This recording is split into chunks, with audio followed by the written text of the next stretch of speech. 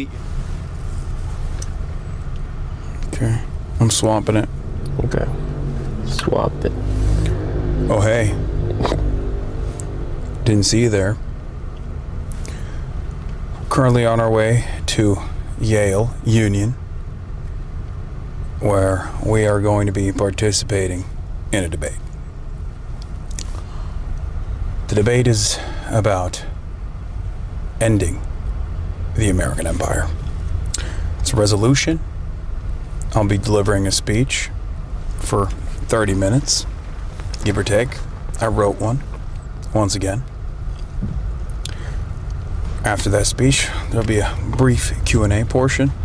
And after the Q&A portion, there will be, I believe, 5 or 6 students, both on the left flank and the right flank, both in the affirmative and against my resolution, that will duke it out in the marketplace of ideas. I'm not entirely certain as to what I'm supposed to be doing while that's happening, but I guess I'm just going to be like the overseer of the debate or something, and then I give my final remarks at the end. Never done something like this before. Not certain how this stuff works, but excited to be a part of it. And yeah, hopefully you guys will also enjoy the experience. Can I show them the Northeast? Sure. It's beautiful. The college campus is incredible. I didn't know New Haven was the American capital of pizza. Yeah, everyone's been saying it. I had pho earlier. Yeah, you up. Downtown New Haven. Yeah, it's really, really nice. The master debating is going to be hard. It's a debate you take notes so you can counter the arguments they make. No, I'm not going to be countering their arguments. Coming for you, bro. That was strange.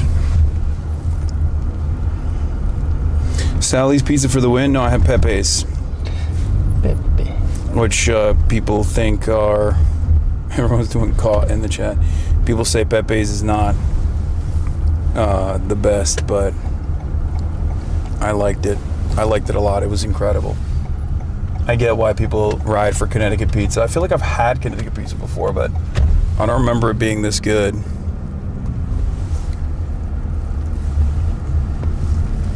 But it could be because I haven't had any East Coast pizza in a very long time. But yeah. New Haven is beautiful. It's beautiful. It's very pretty. Yeah, I like it. I like it a lot. Good job. Good job, Connecticut. You got motion. You got motion, twin. I didn't realize. That was disrespectful of your game. I didn't know you had it in you.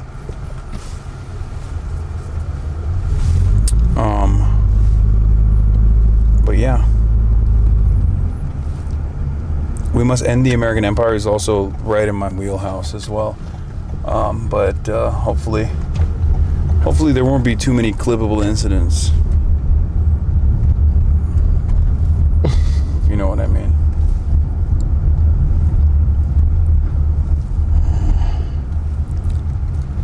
You know where it is? Bence yolun başında bekleyenler vardı kravatlı oğlum. Orası olma ihtimali daha yüksek. Where? Let me see that photo again. Wait, don't show the... Which side is that? I don't know. I'm trying to figure that out right now. Bak şu çocuk da yürüyor oğlum. Dur baba bir dakika. You see the brown? I mean, we can find it out. Yeah, I'm down. Let's just get out. It's fine. We'll get out. Thank you, sir. I'm hiding cam for a bit.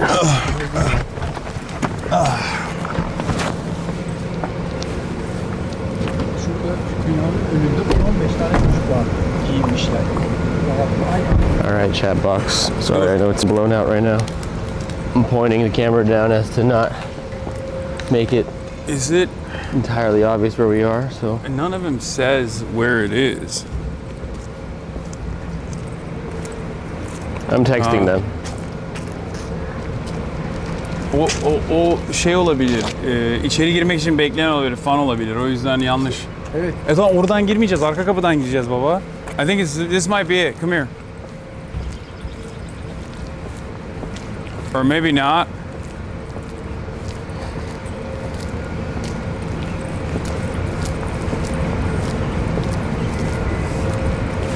Need to find it somewhere? Yeah. You want to show him the photo? One sec. This they're in the back door, but I'm like, oh, he just dropped us off In the wrong place? just a bit far, I think. It's up. Oh, it is up there. It's this one. Don't say it out loud, though, please. Okay, I think it's this one down here in the corner. Okay, thank Okay, you. thank you so much. Oh, he just dropped us off in the wrong place. Yeah. All right. Did you fix the exposure? Yeah. Word. All right. It's actually a beautiful day out too. I was telling Marsh this, but in the East Coast, New York, Connecticut, New Jersey, springtime and fall time, in my opinion, are the two best times. Summer's too hot and too humid. The winter is too wet and too cold. Right now, perfect temperature, perfect time, perfect conditions. Look at these beautiful ass buildings. Yeah, this campus is sick, dude. Hi. All right. Hi, Chad. Hi. Come on in there. Thank you. Yale trivia. How old is Yale? I have no idea. You want to take a guess? 1874. 1874. I don't know. What's going on? Is this who we're? Nice to meet you. Are you who we're looking for? I'm the president of the Yale Political Union. Hell yeah. We are here. Nice to meet Okay. you. Nice to meet you. Like Nice the to jacket. meet you. I'm Avi, I'm the speaker. Nice to meet you. Jason, nice to meet Nice you. to meet you. We are going to go backstage and then Doğru brief on the söylüyorsun. procedure. Okay. That's Nice to my meet you dad. as well. Oh, wow. Nice to meet you. How's the travel? What's going on? All right. We'll go back this way, yeah? Okay, I'm We're glad just I gonna wore a head suit. in for that. This is the nicest it gets in New Haven weather-wise. Oh, okay. Nice. Take it, David. Hell yeah. All right, once we get back there, once we get in there, I'll give you the procedure, sort of how it all works, Yeah, rules, etc. I moderate this. perfect. Excuse me. This building's ancient. Let's not enter there yet. That is going to be our stage. Can I take your things for you? Or would you like to have them? Is there like a place I can put it? No, we don't want that. Is there a place I can put it? Yes. Where can I put it? So it's a different room. I'll just grab them and put them there. Oh, is there Yeah, no? also- Or we I can don't bring want them to up bring on it. stage. No, I don't want to bring it up on stage. Is there a green room or somewhere? Yeah. We do, yeah, it's a side like green room that we can put it in. Yeah, can we just go there right now, real quick? Do We have time? to go through the audience, I think, is the issue. Oh, okay. Then should let we me just just power take through the audience? Is there a way to close this door? Because I'm keeping it closed, but it's opening. I And got we you. don't want that. Thank you. I mean, we can go through the audience. It doesn't matter. I mean, it just ruined the entrance. Okay, we won't go. We prefer, or we can go around and. Yeah, we can go around. But we can go around to the front and. Let's do that then. Yeah, let's do that. Nice to meet you. Yeah, you guys, just Avi and Hasan. Yeah, we'll just. Do you want me to? Do you want to outside. have him enter from the front then? Oh, yeah, we can do that. Is it okay with you if we enter through the front? If that's what you want to do, sure. I think it might be easier. We'll enter through the front then. All right, let's do it. And How was the drive over? It was fine. It was Yeah? it's a short Wait, drive. Have you been to Yale before? No, I've never okay. been. Maybe I brief on procedure on the way then. Okay, perfect. Let's I'll do let Avi it. do that. Cool. So it should be super easy. Debate starts, I'll gavel us in. We'll have 7 brief announcements from the chairs and chairman of our different parties. Just sit there, look pretty for that. Then Moore will give a brief announcement. And then I'll say, is there perhaps a first docketed speech in the affirmative? When that happens, you raise your hand and say for the speech. Then you get up to the podium, give your speech. Should be hopefully between 20 to 30 minutes. Yeah. I'll gavel once at 10, twice at 20, 3 times at 30. That's just your cue to sort of wrap up. I won't be Yeah. super strict with that. Then you'll have questions. I'll call on the questions, so you don't have to worry about that. I'll make sure people in the union, people who like actually talk about your speech, most importantly. Yeah. It's in my phone. It's Okay, can you give me my phone? I brought it. I told you I was gonna bring my camera. Hell yeah. Okay. Then we'll have questions. More. Hey, phone, man. And where are we going to keep? Where are we going to? Oh shit. Thank you. All right. Too late. It's not a secret no more. So let's grab. Just need to access some green lane. Okay. This way. Okay. Then, just a couple things during your speech. Wait, what do I say again? I'll say, is there perhaps a first docketed speech in the affirmative? You just raise your hand and say, for the speech. For the speech. For the speech. Easy peasy, 3 words. The only things during your speech is to try to keep swearing to a minimum. Every time I do it, every time you do it, I have to gavel and sing it for people like laugh at me, but like I love that. If you try to limit it, that'd be wonderful. I will. Thank you. And the other thing is just like crosstalk. Like when you're sort of like talking, try not to like do call and response from the audience after like your speech. You will have time to like obviously talk to people with questions. Yeah. Or like Yeah, if we can just put your things down, perhaps here. All right. Okay. Okay, great. And after questions, you will sit down, and we'll have 5 student speeches. For those student speeches, they're 5 minutes each, so they're much shorter than yours, obviously. All you do is listen, and you are more than welcome to ask questions of those. Well, obviously, if you have questions for those. Sorry, Chad, I'm putting If you you want down. to ask a question for those, just like raise your hand, and they'll call on you. So we'll have those 5 student speeches. We might have like a rebuttal or 2. 2 of those will be agreeing with you. 3 of those will be in the negative. And then I'll say at the end of debate, are there perhaps closing remarks from the guest? And then I say forward to speech No, again? you can just get up there and give closing remarks. Okay. That's not really a speech. It's more informal. That can be much shorter. Yeah. Comment on like the entire debate, what you thought, etc., etc. The only other thing is we stomp when we like something and we hiss when we don't like something. Okay. It's good to know. Don't get fazed by that. It's a little lost. Question, we Yes. wanted to print out my speech. It's out there on the table. Oh, it's already on the table. Yes, we have it for you. You'll sit in the middle and we have everything prepared. Okay, perfect. All right. Right side here. Callers. Anything about procedure that seems No. questions about? Okay. No. Should we go over questions already? Wow. You should ask questions in the student speeches if you have. Okay. Yeah, if you have them. This is you're the like, clip on for this. I'm Jasper. I'm USA. Hi. Nice to meet you. Nice to meet you. That right there, that's cool. Yes, on the way down, I'll just grab it. You just tuck it in your pocket and just don't let me forget to get it from you. And will you be sitting here? You're wearing it either. You might. Yeah, could you show me where Well, I I can was set going to up? go Would you pee rather have real a seat or do quick. you want to be in the aisle? I'm not I spoke to someone. That's I right by the venue. forgot who they were. I had a tech call, Okay, yeah, I saw. Yeah, right. but yeah, All right. And when are we starting? You're on stage. As soon as yeah, we're ready, probably an the audience aisle. is sat. Yeah. Oh, okay. They were just waiting for us, so we should just go right now. Okay. Well, let me. Yeah, let me. Yeah, Well, let me. We'll go to get on stage. Yeah, that would. Okay. Well, I need to go set up. What? I need to go set up. All right, you go set up. I go pee. Okay. Give me the mic. And then, Sullivan, could you give us a green light once the Sorry, camera chat, hold finishes on. that up, and then I'll. If you have any rules on procedure while we're up there, I'm going to be next to you. Just ask me. Okay. All right, chat. It's gonna be just you and me for a minute, okay? I'm going to go on stage. And then, Hasan, I will walk in with you, so we'll do that. We'll get seated on stage. I'll show you. Hassan, wait. Sorry, one last thing. Before he goes up, where are you gonna stage him? Like in that back room we came in at the very So beginning? no, now the idea is to walk him through. I just want to put a mic on him before he walks on stage. Okay. So if you just come downstairs there, we won't walk in until you give us the green light. Got it. Sounds good. Okay. Well, as you're coming in, I'm gonna mic you, and then I'm gonna set up the tripod right now. Okay. And yeah, it's just gonna be adventure time with Marchie for right now. All right, we got it. Yeah. Should be fine. Yeah. All right, Chad. I'm putting a tripod on you. I'm inserting it. Sorry, I know this is really personal. Yes, they can. The crowd is boring already. Okay. Someone show me where to set up, and I'll go set up. Let's go. I'll take you to the front row. I have the other mic. In the back row. Back row. Okay. For sure. Alright. And then if you can come with me, Hasan. All right, chat. This is how we're gonna do it. We'll do a little side quest, little production side quest. You guys have been here before. You know what it is. Oh, actually, I'm so sorry. I have to change the lens real quick. Sorry. Already, L.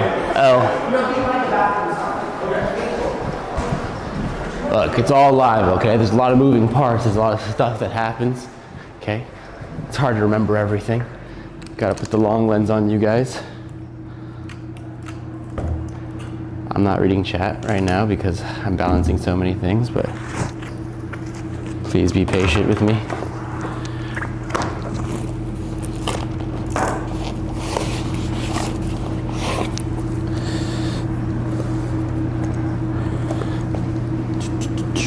Actually, I'll open you guys up, that way I can at least monitor the situation that is the chat box.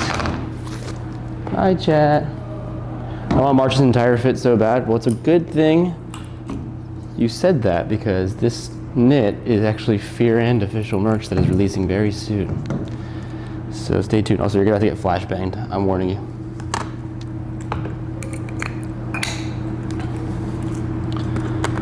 It's okay, I'm back. I'm holding you now. I'm holding you now. And then I'll adjust the light.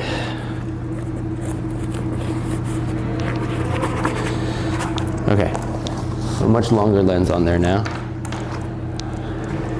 I'm gonna bring a backup white mic with me just in case everything goes to shit. And now we should be good. Let's go. That wasn't so bad, right, chat? Okay.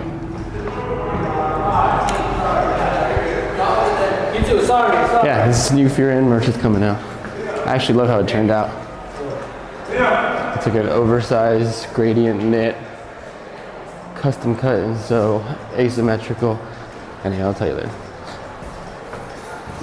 Okay, so yeah, I think a hallway setup would be ideal. Wherever I can get a clear shot of the stage.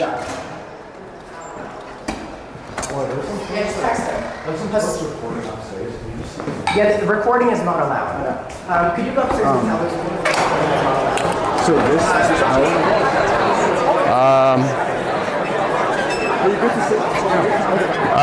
Yeah, this alleyway works. Let me see.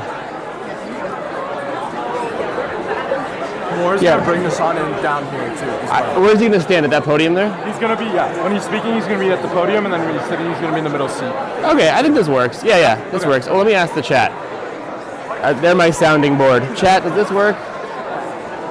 Right? This works, right?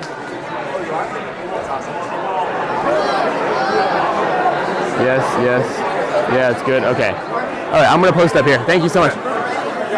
Wait. Coming in right. Oh, yeah, not yet though. Let me set up the actual tripod. These are so antsy.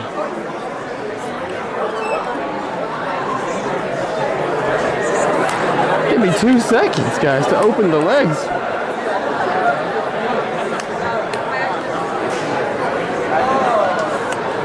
These youngins so full of energy, am I right?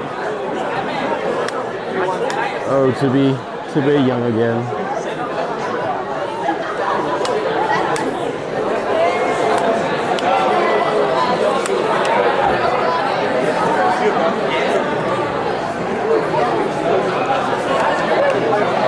Sorry, chat. I know it's really shaky. I'm almost done. I promise. I'm sorry, chat.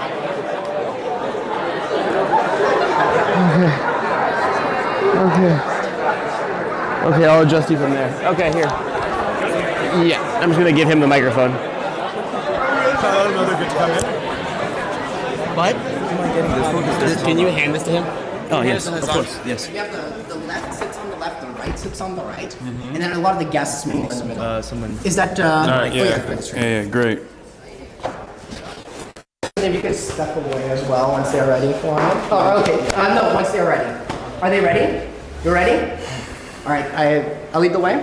That's okay. All right, we're ready? All right. Best of luck with the debate.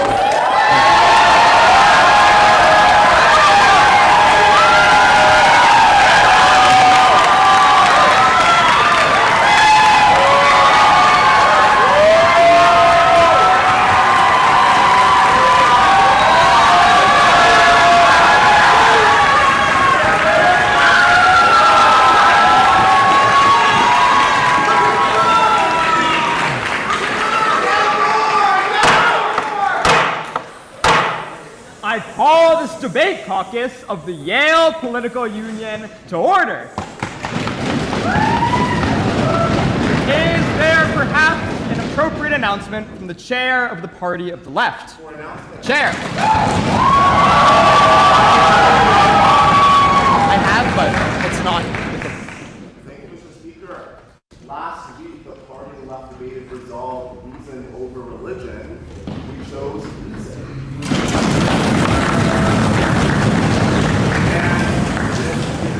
And with the Federalist Party, the party of the left debating resolved the enemy of my enemy is my friend. Tomorrow at 7 p.m. in the chapel room. The chair is thanked. Is there perhaps an appropriate announcement from the chair of the Progressive Party? Chair.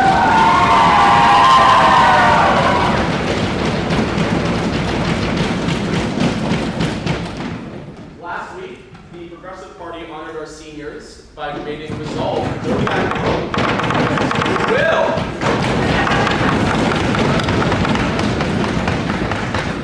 We also joined the Tory Party for a joint debate, which says that we will have.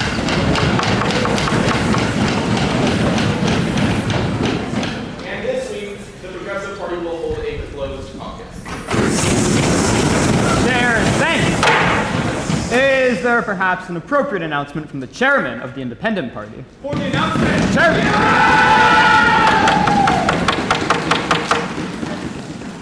last week, the Independent Party gathered to debate, resolve, embrace consumerism. We shall not. Next week, tomorrow, at 7 p.m., 53 Wall Street, the Independent Party will be debating, resolve, great American novel. Chairman is thanked. Is there perhaps an appropriate announcement from the proxy to the chairman of the Federalist Party? For the announcement. Last week, the Federalist Party had a closed caucus. This Friday at 8:15 p.m. in the Benjamin Franklin Common Room, the Federalist Party will be debating resolved, join the Sons of Liberty. Is there perhaps an appropriate announcement from the chairman of the Conservative Party? The proxy. Proxy. Last week, the Conservative Party debated resolved that America is an idea. It is. Caucus. Is there perhaps an appropriate announcement from the chairman of the Tory Party? For the proxies. Proxy. Last week, the Tory Party debated politicized music with the Progressive Party. We shall. This week, on Thursday at 8 p.m. in the Bradford Trumbull Room, the Tory Party shall be debating order over freedom with our petitioners. You're invited to come. Thank you. Is there perhaps a final appropriate announcement from the chairman of the Party?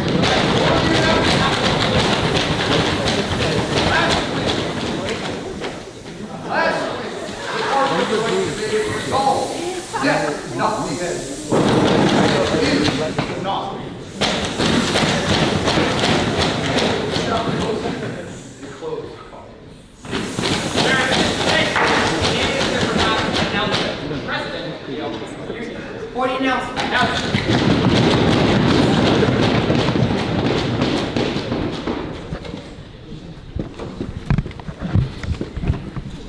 Members, friends, and HasanAbi Twitch subscribers.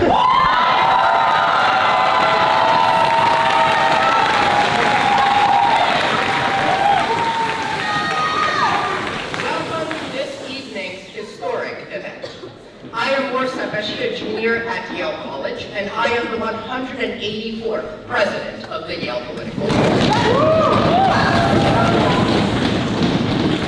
The union is the largest and oldest intercollegiate debate society in America. Every Tuesday, we host a prominent guest speaker and debate them on the most controversial issues of our day.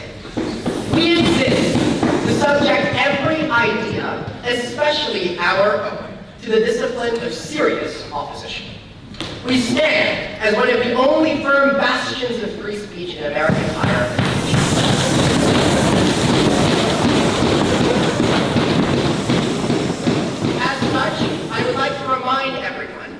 that we host speakers to debate their views, not to endorse them. Earlier this semester, when we hosted New York mayoral candidate Curtis Fleetwood,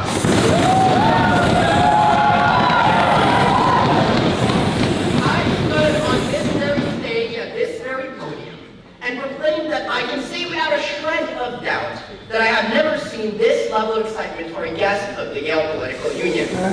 Mr. Speaker, that distinction was perhaps short-lived. Tonight,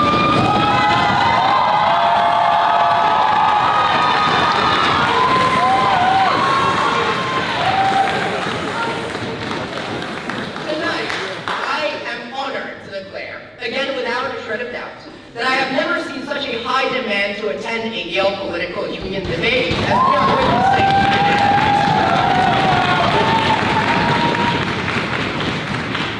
Over 10% of Yale College students attempted to secure a ticket.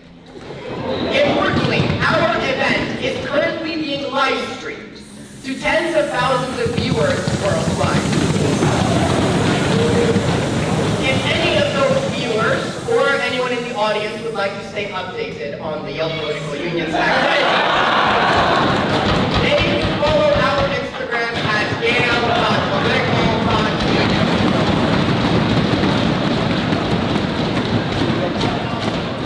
It is now my distinct honor to introduce our guest for this evening's debate. Mr. Hasan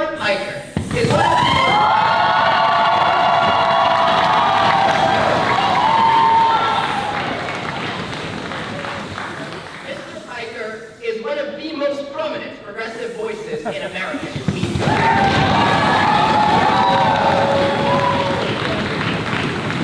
Known for bringing politics out of traditional studios and into the immediacy of live streams. He has built a massive following, over 3 million subscribers on Twitch and almost 2 million on YouTube, reaching viewers worldwide. His streams cover everything from elections and foreign policy to labor and internet culture, often driving the broader political conversation. Before becoming an independent commentator, Mr. Piker was a host and producer at The Young Turks, helping shape a new generation of online political media. He is a graduate of Rutgers University. Before we begin, I would like to remind everyone that Yale is committed to protecting free expression and peaceful dissent. Interfering with a speaker's ability to speak and the audience's ability to hear and see is not consistent with the university's free expression policy. Please note that Mr. Piker will give opening remarks, and after just 5 brief student speeches, he will deliver some closing remarks as well. Audience members are required to stay for the duration of the entire event. Hundreds of people had to be turned away from this evening's event. So it is disrespectful, and in fact, an expression of the antithesis of our mission, which is to debate, if attendees leave early. And with that, Mr. Speaker, I move that the Yale Political Union debate resolve end the American Empire.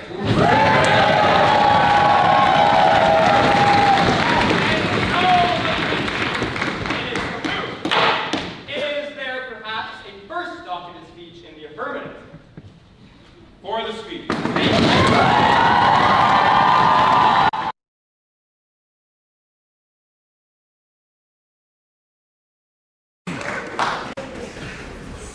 This is going to pick me up, right?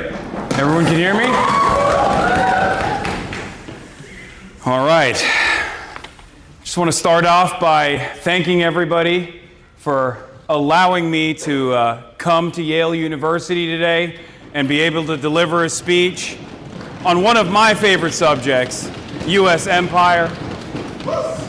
I know that it was quite contentious, it seems, that there were a lot of people that didn't want me to come here today and speak to all of you.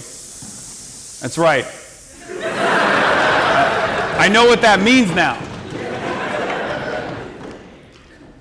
I want to start off by thanking the Yale Union.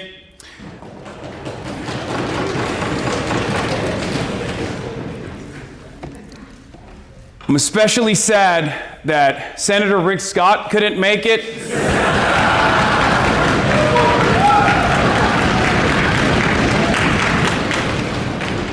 I'm sure he had many opinions on whether or not we should end the U.S. empire and the global capitalist system, which is what I will be talking about today.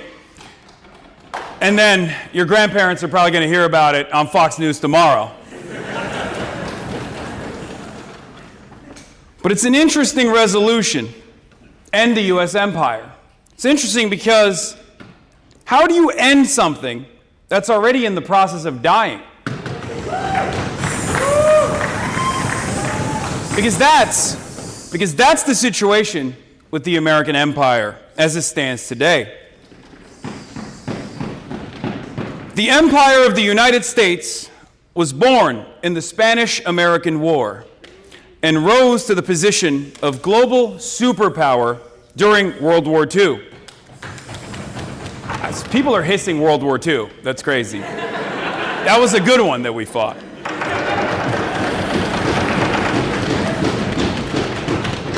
Sure, you can trace America's imperial roots to killing and stealing from the Native Americans or to the Mexican-American War, but America's status as a transoceanic power came with the dawn of the 20th century. After the Second World War, the American empire was in a time of expansion. We benefited greatly from our distance from the damage to the war itself. We hadn't suffered the terrible losses that our allies did, like in the USSR, with more than 20 million slain, defeating the Nazi scourge. But the Axis powers had been defeated. But the United States, fueled by anti-communist fervor, turned against its former ally, the Soviet Union. This next phase of the American empire was structured as a world competition between Washington and Moscow. Everywhere the United States looked, it found communists under the floorboards, under the beds, both real and imagined. And naturally, this anti-communist struggle went hand in hand with American imperial interest. From Europe to East Asia, the interests of our investors and our corporations were protected, and protected unconditionally, mind you. And rather than start converting our swords into plowshares, at the end of World War II, we dropped atom bombs, 2 of them to be exact, to show the rest of the world that we had that capacity to change the tides of history in an irreparable manner. We helped out Nazi and Japanese war criminals. We got into a hot war in Korea where we used the information that we got from those pardoned Japanese war criminals, chemical and biological warfare on Korea. And we began this long-term worldwide Cold War. In other words, we became the monsters that we had supposedly vanquished.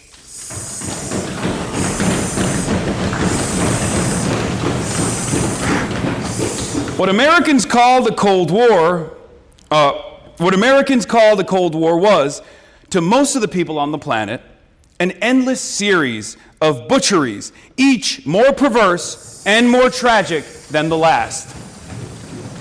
In Korea, the United States dropped 635,000 tons of bombs. By comparison, the United States dropped 500 tons of bombs in the entire Pacific theater in World War II. The United States and its allies destroyed Korea, cut the peninsula into 2, built up an anti-communist dictatorship in the southern half, and have maintained a 75-year economic war against the northern half. Global American aggression during this period, however, was not limited to the military. Sometimes we used covert operations to take out socialist governments, replacing them with our favorite clients. This was exceptionally effective in the Third World, where the American empire went into overdrive. Take the case of Chiquita. Some of you might be familiar with this company. Today, it's one of the world's biggest food companies. But once upon a time, it was called the United Fruit Company. And for a decade, the United Fruit Company worked as kind of a state within a state in Guatemala. All resources in the country, land, labor, transportation, you name it, were mobilized in service of United Fruit and its investors. Essentially, there was no part of the state left uncaptured by United Fruit. But a left-wing government came into power in Guatemala. After a 1944 revolution, and this socialist government pursued, trigger warning for all the capitalists in here, land reform.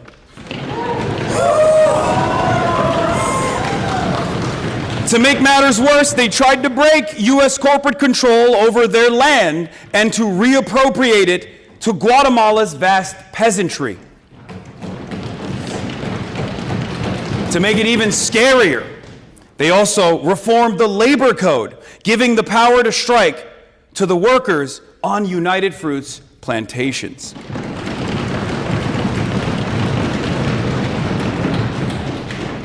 But Uncle Sam had different plans. That was far too much. I should point out that the American Secretary of State, John Foster Dulles, you might be aware of this person, had previously been United Fruit's corporate lawyer. Now, he was in a position to back them up. In 1954, the CIA organized a coup d'etat in Guatemala. They did this by isolating Guatemala diplomatically, punishing it economically, cutting off weapons purchases. And when Guatemala was weakened, the CIA organized an army in exile to finish the job and to throw out the socialist government. The CIA drew up a list of dozens of communists to be killed by assassination.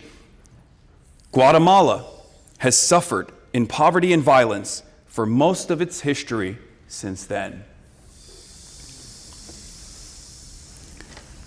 Now, many people have rightfully wondered, what was the point of defeating the Nazis if we went on to dominate so much of the globe as violently as we have? Was the point of all of it so that we could have the rest of the world to ourselves? The Guatemalan president, Juan José Arevalo, delivered a speech at the height of the American pressure campaign that kind of channels that exact same question. Before the coup d'etat, he said these words, and I think those words still ring true today. He said, and I quote, "The war that began in 1939 ended, but in the ideological dialogue between the two worlds and two leaders, Roosevelt lost the war. The real victor was Adolf Hitler. It is my personal opinion that the contemporary world is moved by the ideas that served as the foundation on which Hitler rose to power." 70 years later, I think history has proven Arevalo right.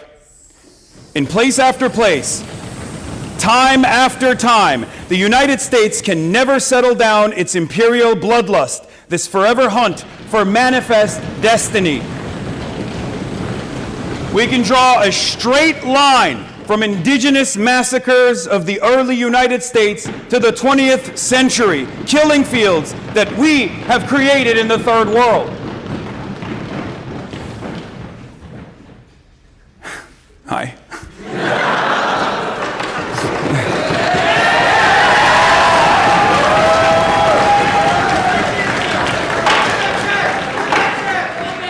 In Vietnam, we continued France's colonial war for decades, tearing society apart at home for pretty much no strategic gain abroad.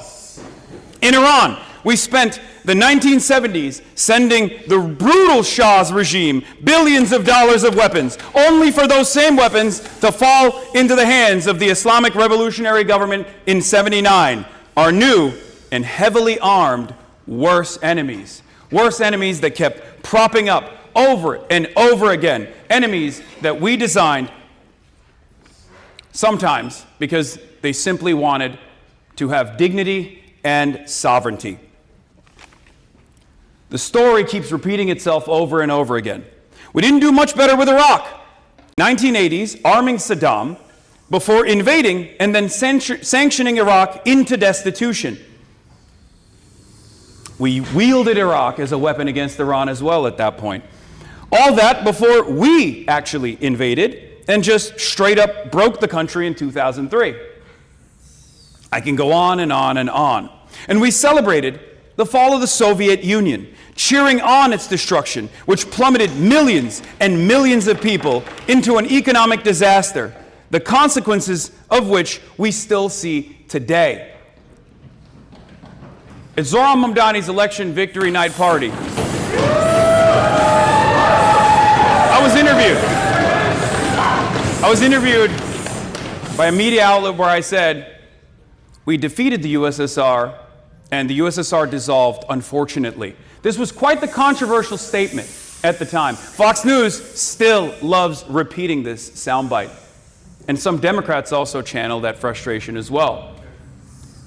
They say, how dare you, Hasan? The USSR was our enemy. They were ruthless, authoritarian.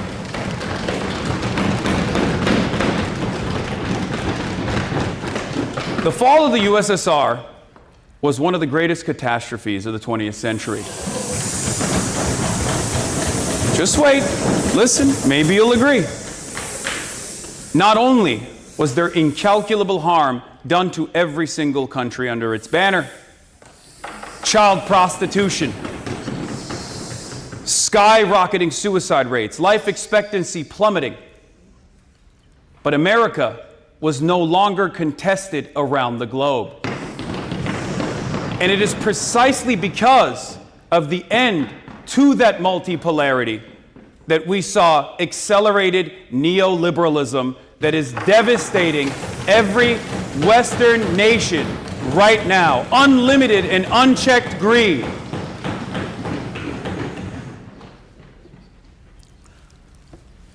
Our successes are leading to our own demise and the demise and collapse of the liberal system.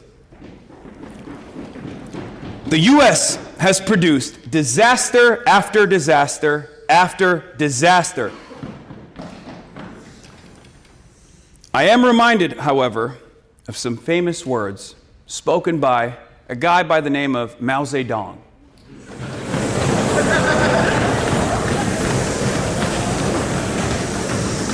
Speaking with an American journalist in 1946, Mao Zedong said these words: all reactionaries are paper tigers. In appearance, the reactionaries are terrifying, but in reality, they are not so powerful. Speaking of U.S. imperialism, people seem to feel that it is terrifically strong. But it will be proved that the U.S. reactionaries, like all reactionaries in history, do not have much strength. In the United States, there are others who are really strong. The American people.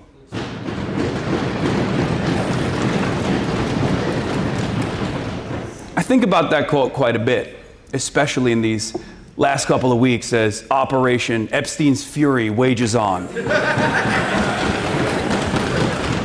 Perhaps Mao was right about this, but maybe he was a little too early.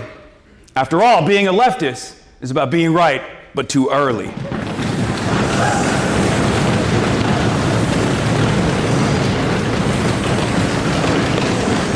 I'll revisit that quote in a little bit. I want to talk about another great man, Vladimir Ilyich Ulyanov. You might know him as Lenin. Lenin. It was Lenin who described imperialism as the highest or newest stage of capitalism.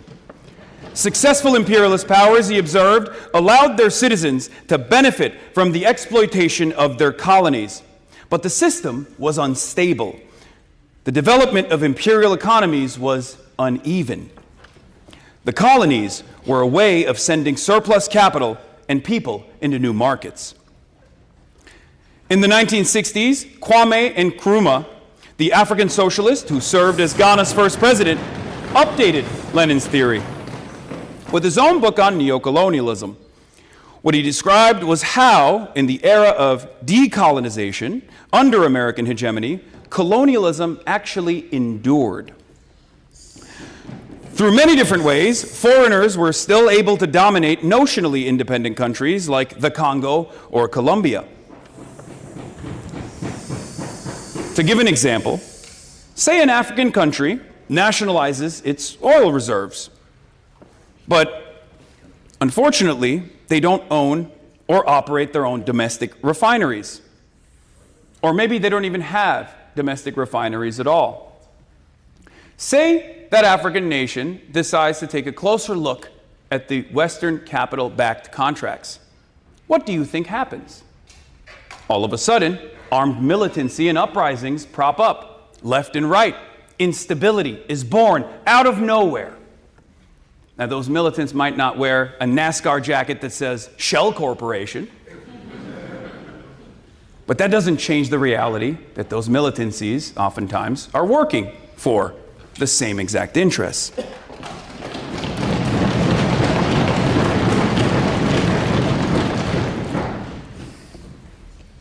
So there's the visible forms of intervention, rendered invisible through the covert actions of the State Department, but then there's the more complex forms of economic imperialism through a financial infrastructure that Western capital has built to benefit its own interests, offering loans through the IMF only to cycle that wealth back to foreign capital. It's one of many ways. Loans that come with tremendous restrictions like austerity.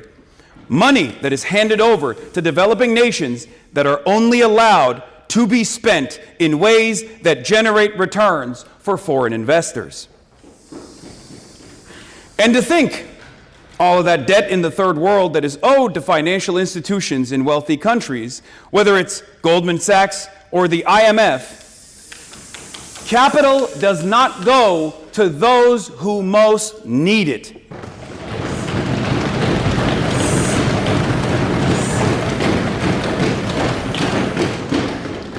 This has been, with, of course, substantial updates, the system of global exploitation that has endured for decades.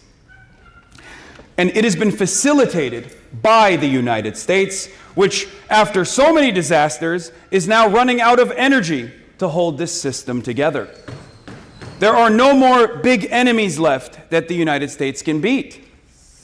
And after an empire destroys all of its enemies, it turns the gun on itself.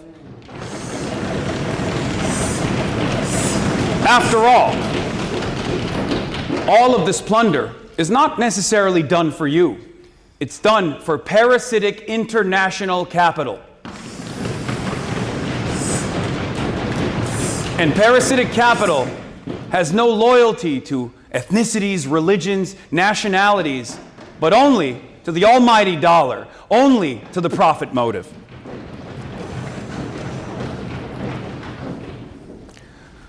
Although critics have been pointing out the decline of American imperial power for decades, I'm certainly one of those critics, we've never seen the decline happen so quickly. And we have never had this much obvious evidence for it. The mini Trumps around the world, like Viktor Orban, they're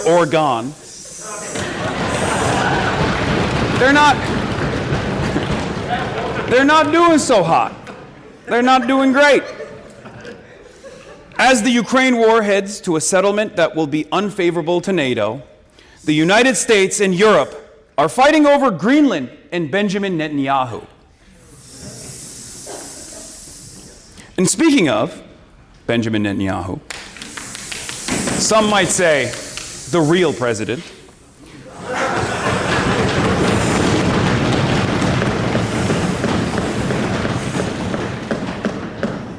a man with great ambition, constantly trying to get America to become more active in waging war with Iran for multiple decades.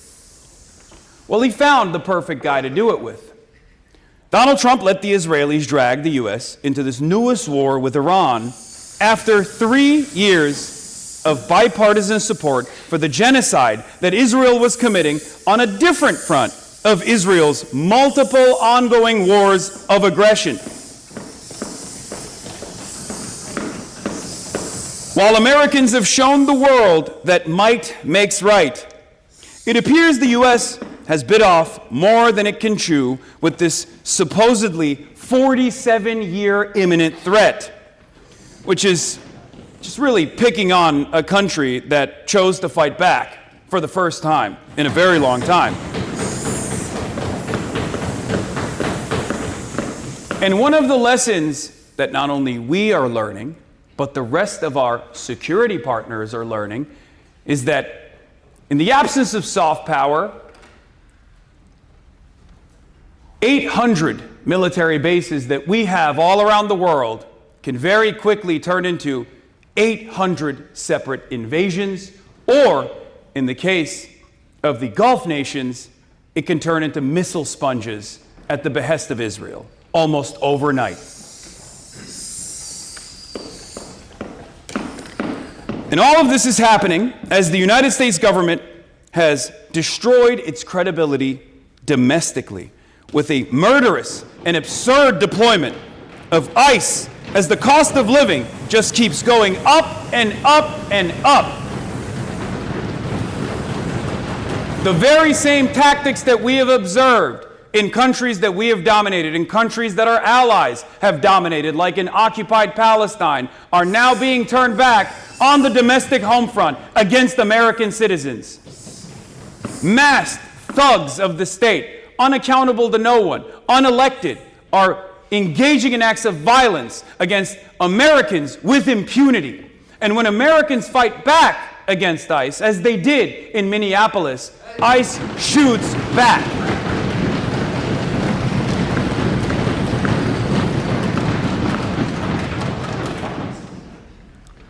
And the problems continue.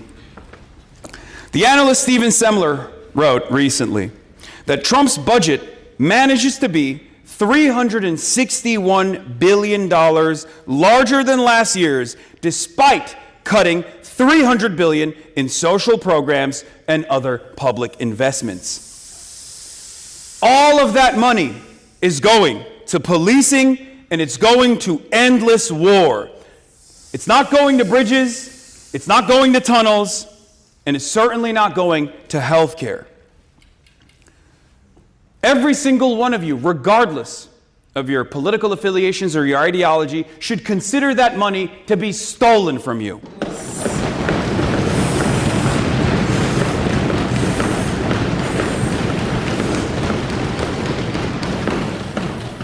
Those are dollars stolen from you to be put towards industries of death that have no future.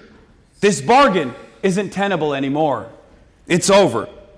It's not tenable for the employee of the California missile designer. It's not tenable for the veteran who wants free college.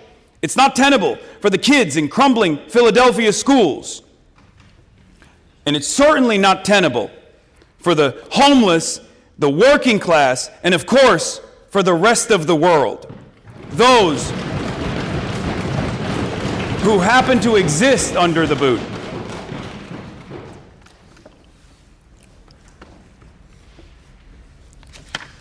We have been spoiled by an American way of life that requires so much death.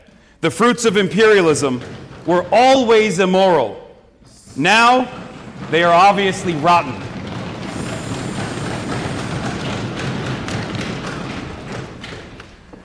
I don't know how else to put it. The American empire is fading fast, regardless of what we resolve here today. And I'm not just saying that so that I have an upper hand in this conversation. No matter what we say here, American empire is going to inevitably fall.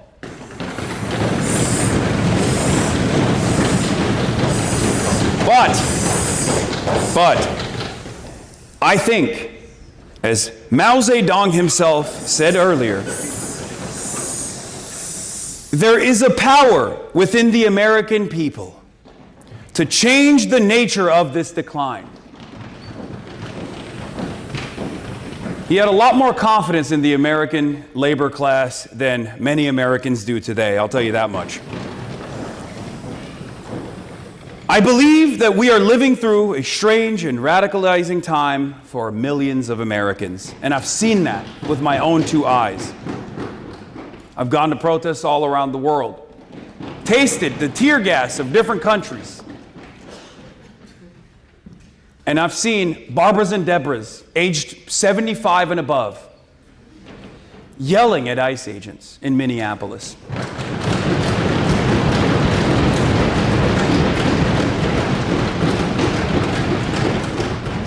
The contradictions have worsened, and they are also restless. They also want that change. People intuitively understand that there is another way for the United States to exist in the world. A way in which we're not constantly exploiting people, deciding other countries' futures for them, or, say, blockading their seas because they just completely embarrassed us politically, like in the case of Cuba, holding on to old grudges for no reason as we starve economically and literally an island nation that happens to be 90 miles off of our coastline where 10 million people live. And that's happening on autopilot. It's happening even if you give no consent to that whatsoever. But we can change that.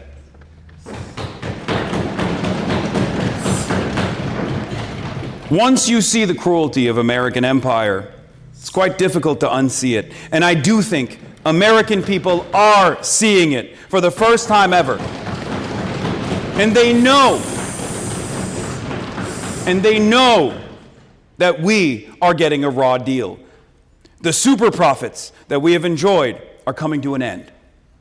And our debt to humanity requires negotiating a new deal, a real, equal world peace.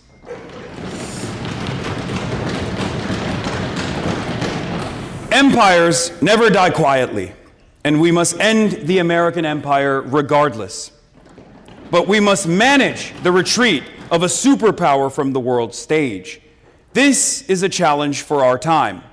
Actually, this is the challenge for our time.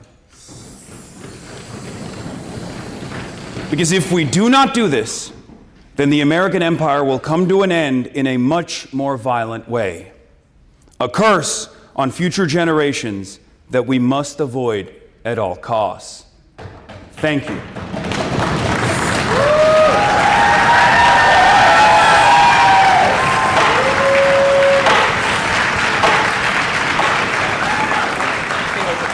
Oh, okay.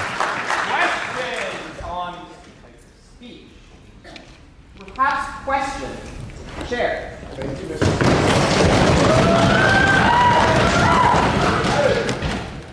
Well, I thank Mr. Piper for the speech. I really agree with all his points. I think that when Mr. Piper mentions that the American people are the political body from which struggle begins, I guess I want to ask Mr. Piper, how do we also square American national struggle with international struggle? What does it look like to actually have this sort of overthrow the empire and be something that isn't a kind of national triumph? Great question.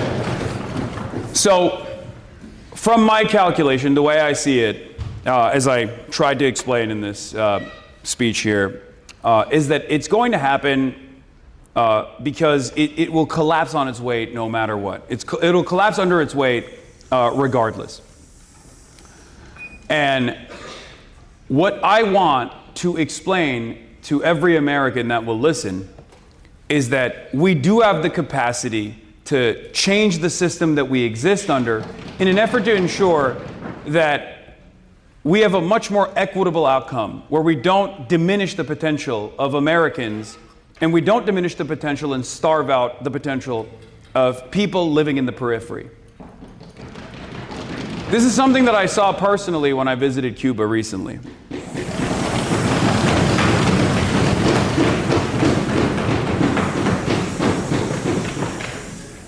The economic terror that we've subjected this island nation to is unforgivable.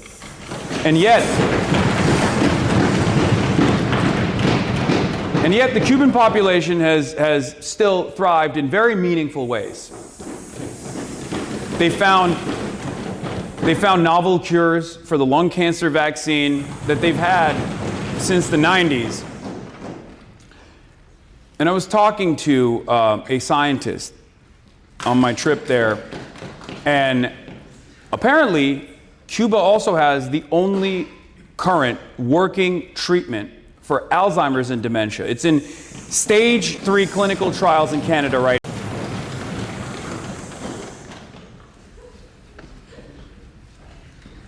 I think about what Cuba would look like if they weren't constantly under the threat of American sanctions. Because these sanctions have stifled growth. They've played a formative role in developing even further cures, right? So that's not just bad for the people of Cuba who are suffering. Their economy is in tatters. But it's also bad for people like ourselves. I mean, Alzheimer's and dementia is a massive problem. Almost all of my grandparents suffered from Alzheimer's and dementia.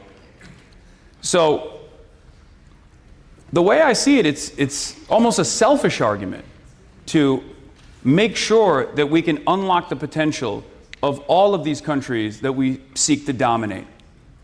And on top of that, I feel like all of the resources, all of our productive output is wasted on this unlimited, endless cycle of violence that we subject other nations to.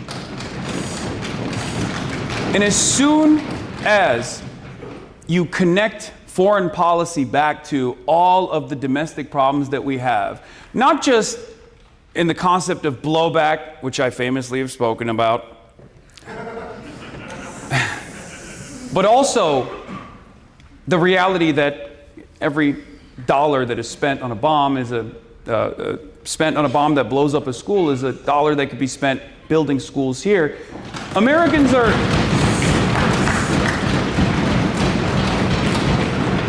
at least in my experience, are much more responsive to that kind of message. Because at the end of the day, you don't have to use academic language or talk about the international proletarian cause. You can just tell regular folks, ordinary folks, that random person living in Tehran has the exact same interests that you and I do. They want to have shelter. They want to have a hot meal. They want a better future for their children. We're all people. So, at least in my experience, that's been a way to get ordinary Americans who've never really thought about these sorts of things to start thinking about it in these terms that dictate that we cease our senseless violence and bloodshed campaigns overseas and instead focus on ourselves. There was a guy who said that, and he won twice. His name is Donald Trump. He lied, but that's what he said. And it was successful. I hope that we can have more earnest leaders who will actually advance that cause so that we can allow the nation of the periphery to breathe, so that they can develop sovereignty and dignity for themselves, so they can unlock their potential, and that we can unlock the potential of Americans as well. Further questions? Perhaps a question.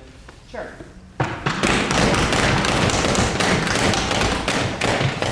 I'm very glad that the guest spoke about equity. I am very glad that he spoke about morality. I am slightly less glad that he spoke disapprovingly about the U.S. intervention in South Korea.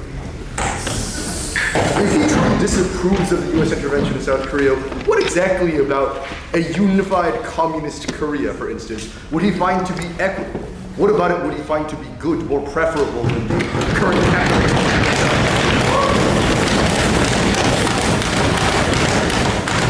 Great question.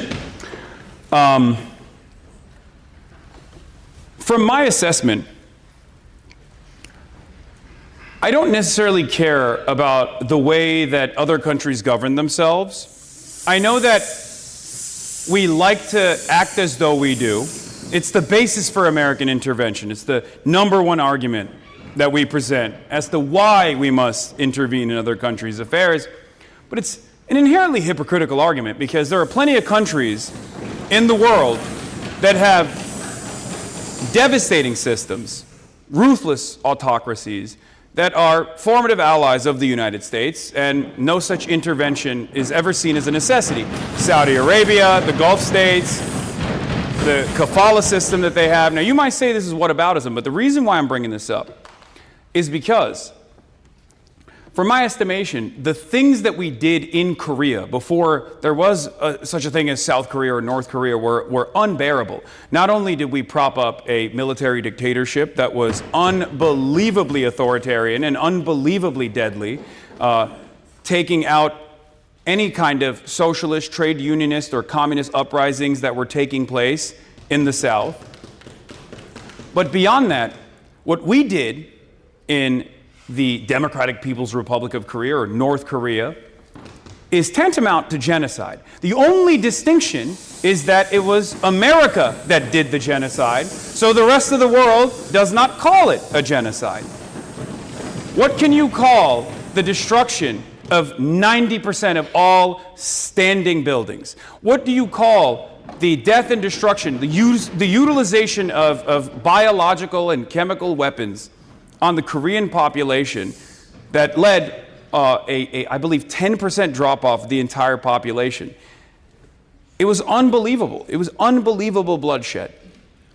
I don't know what Korea would look like in the absence of our intervention, but I can only speak to what we've done to Korea. And what we've done to Korea is incredibly violent, and for no good reason whatsoever.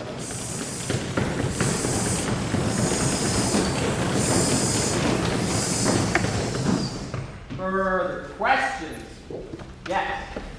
Perhaps an ultimate question. They want to ask more. They're hissing. Thank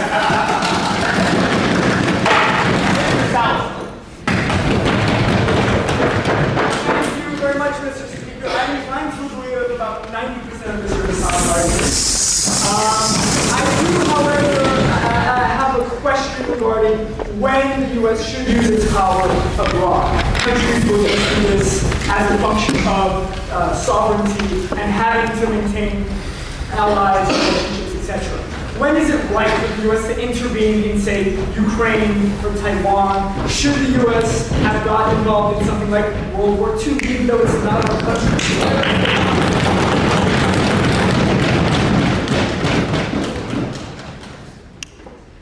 It's a great question as well. I think exhausting diplomatic solutions is the most important thing that the United States should be doing in every single scenario. And once it's established that diplomacy is impossible, then I think military intervention can be reasonable. An example I'll use is not Taiwan or Ukraine, but Israel. This is why I advocate for boycotts, divestments, and sanctions from the State of Israel.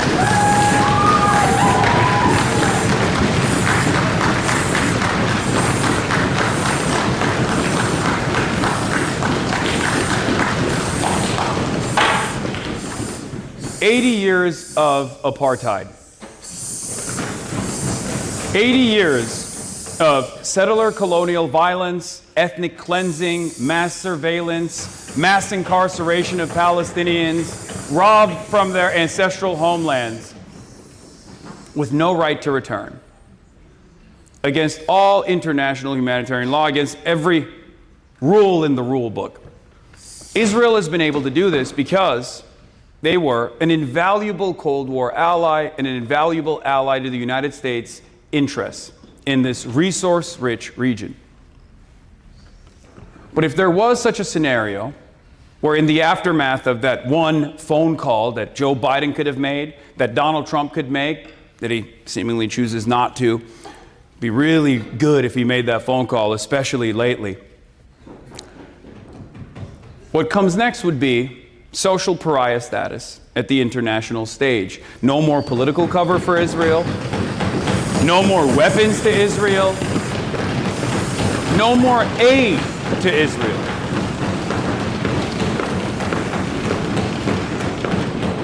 And if that doesn't work, sanctions on Israel. Now, I'm of the mindset that it wouldn't even get to that. That's why I believe that a single phone call would probably put an end to this kind of death and destruction. But as far as our foreign adversaries goes, I think we present a lot of opportunities. We create a lot of instability around the world with our intervention, with our interventions in the affairs of other countries in an effort to constantly prod at these foreign adversaries that we've designed, rather than trying to have an equitable solution that treats these countries not as foreign adversaries, but as diplomatic partners. But in the absence of that, of course, I think military intervention would be appropriate. For an actually ultimate question.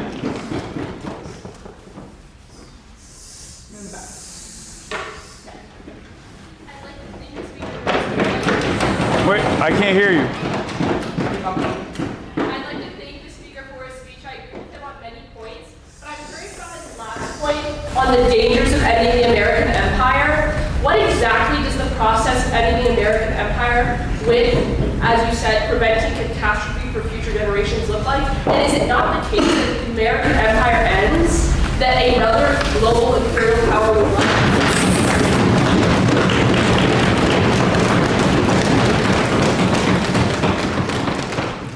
Great question. So this is the argument that necessitates the existence of American empire, right? This is what we tell ourselves. This is what we are taught to fear. The idea that if we were to retreat from the rest of the world, other great powers would be just as ruthless to us. But the way that I think about it, as someone who's fascinated by movements of liberation throughout time, this argument has been the exact same argument time and time again. The idea that the white slaver, if they were to abolish slavery, would live in the same status in the aftermath of the abolition of slavery and be treated by the newly freed African men and women in the same way that the slaver treated them. The idea that if liberation came to countries like Algeria, or if the apartheid in South Africa was abolished, that somehow this new formation would actually punish the 10% whites in apartheid South Africa in the same way that the 10% white population has punished the black population. History has also shown us that that's not what happens. It's never happened. So the idea that other countries would treat the United States of America with the same violence that we have subjected them to has never really borne itself out. So I don't believe that that would be the case. It's a fear that many people hold on to, though, and I think that fear is what justifies, in the eyes of many Americans, the continuation of empire. Now, you asked me about trying to manage this retreat and what this catastrophic outcome would look like. I think we're living through that right now. The destruction of all previous rules of engagement international human rights, the law of the jungle, a retreat from our previous security commitments, no longer relying on soft power initiatives. This is the death of American empire. We've now moved on to a much more vulgar form of imperialism, much more vulgar form of commanding our interests over the rest of the globe. And I think, and I hope that this is not the case, but I think that things are going to get even more violent from this point on. So that's what I'm trying to avoid. Because the reality of the matter is empires rarely die quietly. They go out over the course of sometimes centuries, but in America's case, probably a lot shorter, with increasing amounts of violence.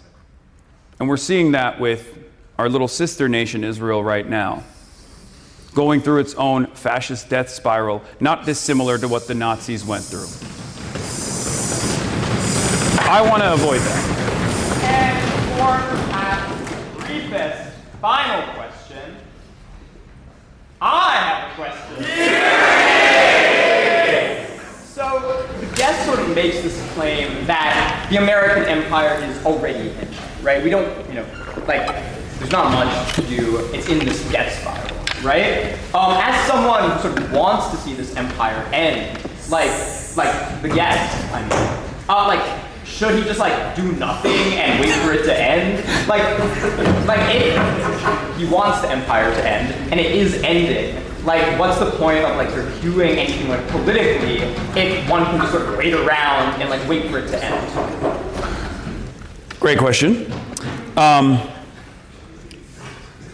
My statements are more so a warning for people. And like I mentioned, I want to manage this decline, and I want to move into the next phase of American development before it gets so totally out of hand that we see something as devastating, God forbid, as a nuclear holocaust or something.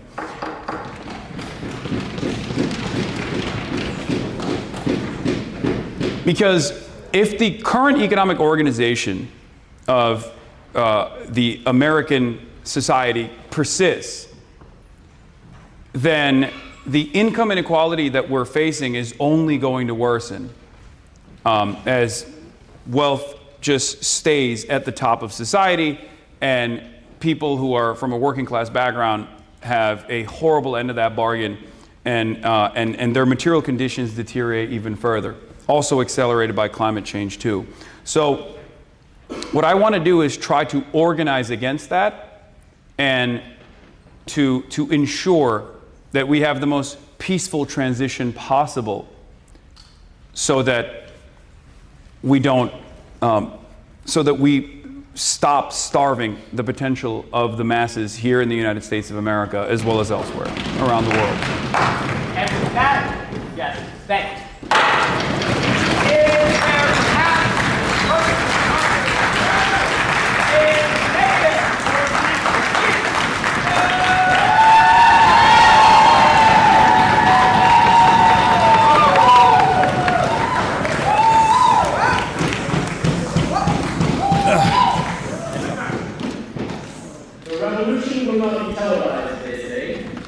but apparently it will be streamed live on Twitch. Mr. President, Mr. Spiker, Mr. Speaker, and chat, it's a pleasure to be here as we make tonight about American empire. And I really think that Mr. Spiker gets a lot right. He gets it right that America is an empire. He gets it right that it's being problematic. But he doesn't go far enough in defining what the American empire is. What all I want to do tonight is that the U.S. empire is not just a question of territorial possessions, not just a question of military presence, nor of conventionism, but also one of technology and of finance and economics. That America has been a leader in those domains, has established a system of the rules of the game by which everyone else plays, is a sign that those two are parts of its empire. The fact that almost every country in the world uses American satellites for GPS, the fact that the present food system means that it's an American created thing. In Vermont or New Hampshire, I can't remember which. The fact that the U.S. dollars have yet currency of the world, so it's to our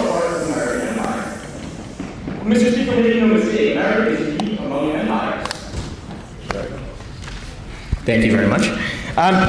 First, I'll just outline 3 reasons why. The first is that America has no homeland. Mr. Piker will assert that America has been an empire since the Spanish-American War. I say it started much earlier than that. It started with the establishment of, yes, the 13 original colonies. America has been an empire since its inception.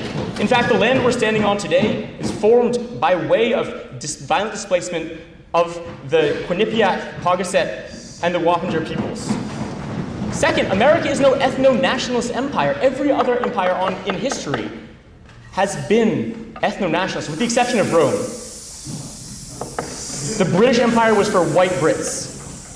The Mughal Empire was for ethnically Indian people. The Chinese empires were for people who were ethnically Chinese. America is not an ethno-nationalist empire. Finally, America is an economic, not a territorial empire.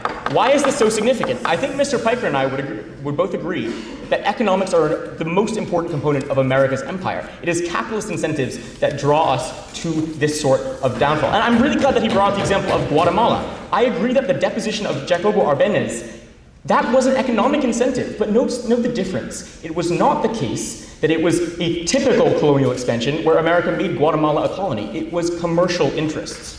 So that's the first thing I'd like to establish.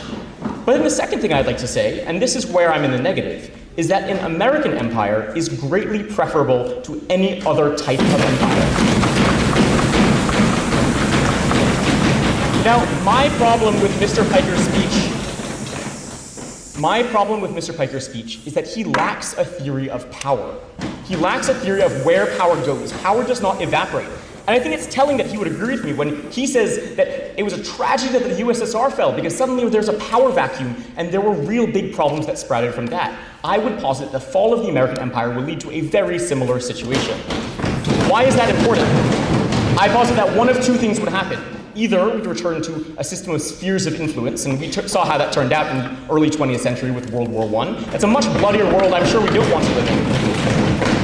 And second, America could be supplanted. And I'm grateful to Ms. Perry for bringing this up in a question. Mr. Piker now claims, he says that that would never happen. He says there would be no supplanting because the historical record doesn't reflect that. But his examples, the fact that power went back to the people in South Africa, it went away from the apartheid state and towards the people, shows that power does not evaporate, it changes hands. So it's not a question of empire or no empire, it's a question of where the power is. And I posit it's much better that it's in American hands, which are covered in blood, than it's in Chinese hands or in the hands of another great power. Why is this the case? I'll posit that America gets a lot right. America gets free speech right. America gets capitalism right. America gets a lot right. The fact that we are motivated by competition above all else is the greatest virtue of this country.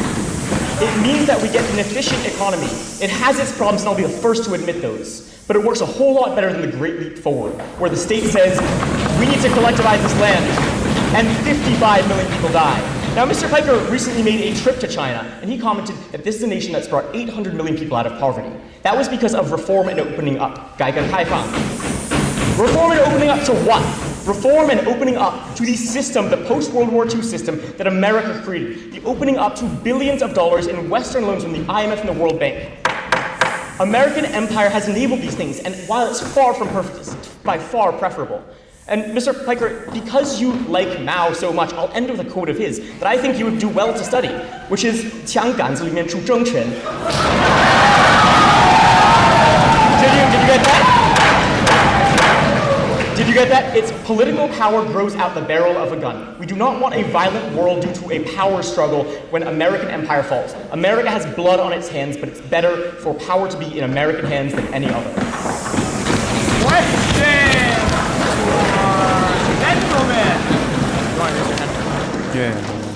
For perhaps question, Nick Schwartz. I just wanted to press on one of the statements you made about the ethno-nationalism question of the American empire. So other countries did have slavery. They've been around since before the U.S. existed. But the U.S. practiced race-based slavery, and it did a lot, and it hasn't ended. And so it's still practiced segregation.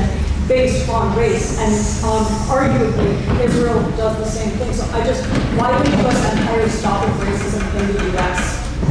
I think that's an excellent question, and I think that it's true that our racist legacy continues with us to this day. But I think there's a big difference between a racist society and an ethno-nationalist one that claims this empire is for this ethnic group, and a system which is systemically racist.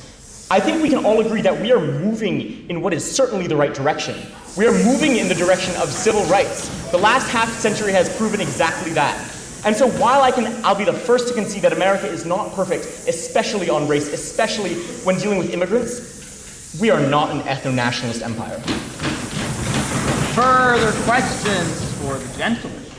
The guest. What's the format? How do I say for the speaker? Is that how you just ask the question? Okay, all right, never mind. Just wanted to abide by tradition. It's been around. For the gentleman.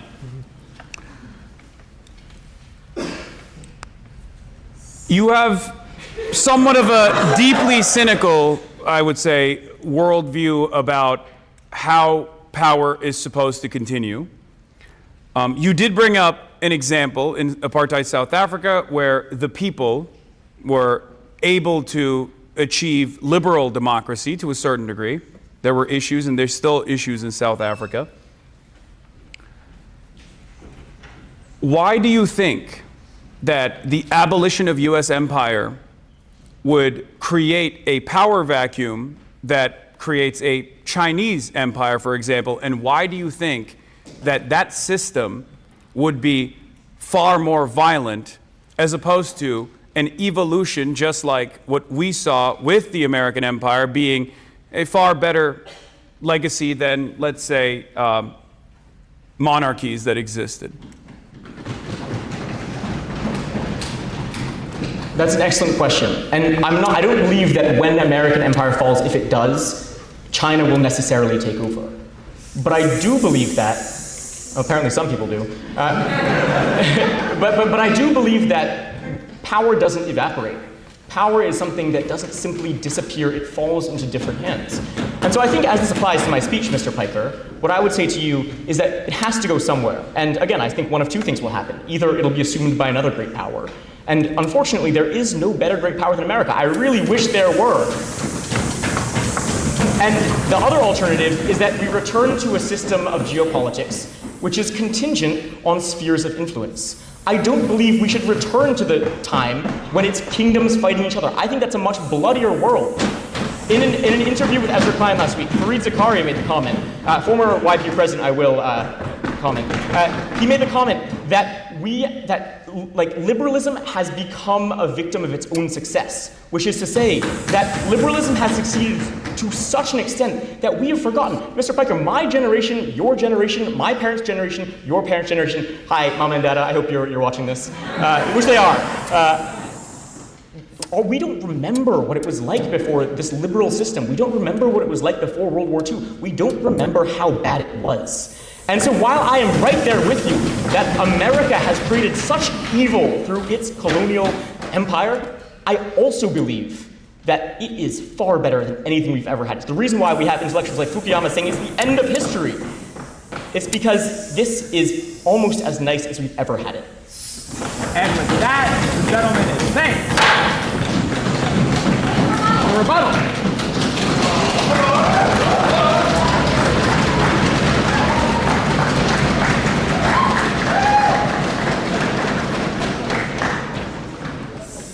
With respect, your division of the violence and imperialist brutality that America has committed and the capitalist international order that we uphold is entirely artificial and farcical. The blood on our hands was spilt in service of the liberalized capitalist international order that you so idolize. Our coups and our imperialist conquests are committed at the behest of the international corporate conglomerates that our governments serve. America is not and has never been the linchpin singeing together the democratic free world. We toppled Allende to install Pinochet in the 70s, provided financial backing to the fascist Argentinian juntas, supplied unconditional support to Yeltsin, chief architect of the modern Russian oligarchy during the Soviet collapse of the 90s, and today we bankroll the genocidal apartheid Israeli regime, playing defense in the UN for the anal gang rape of Palestinian prisoners with rusty metal holes. We have set a global historical precedent for draconian drug laws, upending entire economies with gang warfare driven by the American elite's unquenchable twin desires for coke and bloodshed. We have set back progress, combating the climate crisis that threatens the imminent annihilation of life on Earth by funneling untold billions into hydraulic fracking and deforestation of old-growth forests on federal lands. The incineration of the Amazon is in service for our appetite for beef. The Israeli state is a product of Palantir, and we sponsor the dissolution of democracy internationally through armed violent coups. And we sponsor the dissolution of society through the insidious arm of neoliberal austerity exercised in our name through the IMF and World Bank. These problems are not a product of America per se, but they are an inevitable outcropping of our status as the concentrated seat of the powers of capital on the global stage. We are their principal agents and benefactors. Our interests are their interests. This barbarous monstrosity, this regime of terror and destruction and death that we have created must be destroyed, and it must be destroyed now.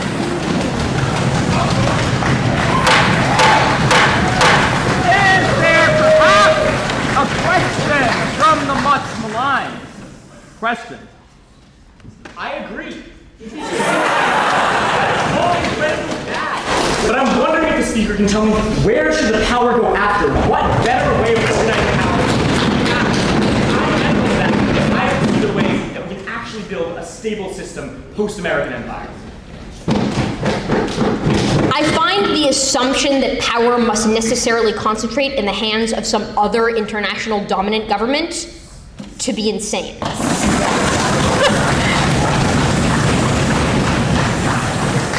What we are striving for is not just to transfer our status as imperial global hegemon to another quote-unquote more benevolent empire. What I and what the Left Project in general is aiming for is the complete dissolution of that hierarchical system of international control, power, and economic coercion. Where power should end up and where power should resolve is in the international hands of people, of human beings, not of governments, not of corporate leaders, not of stock traders, not of the monsters who would bomb life on Earth into oblivion for another cent in their stock portfolio.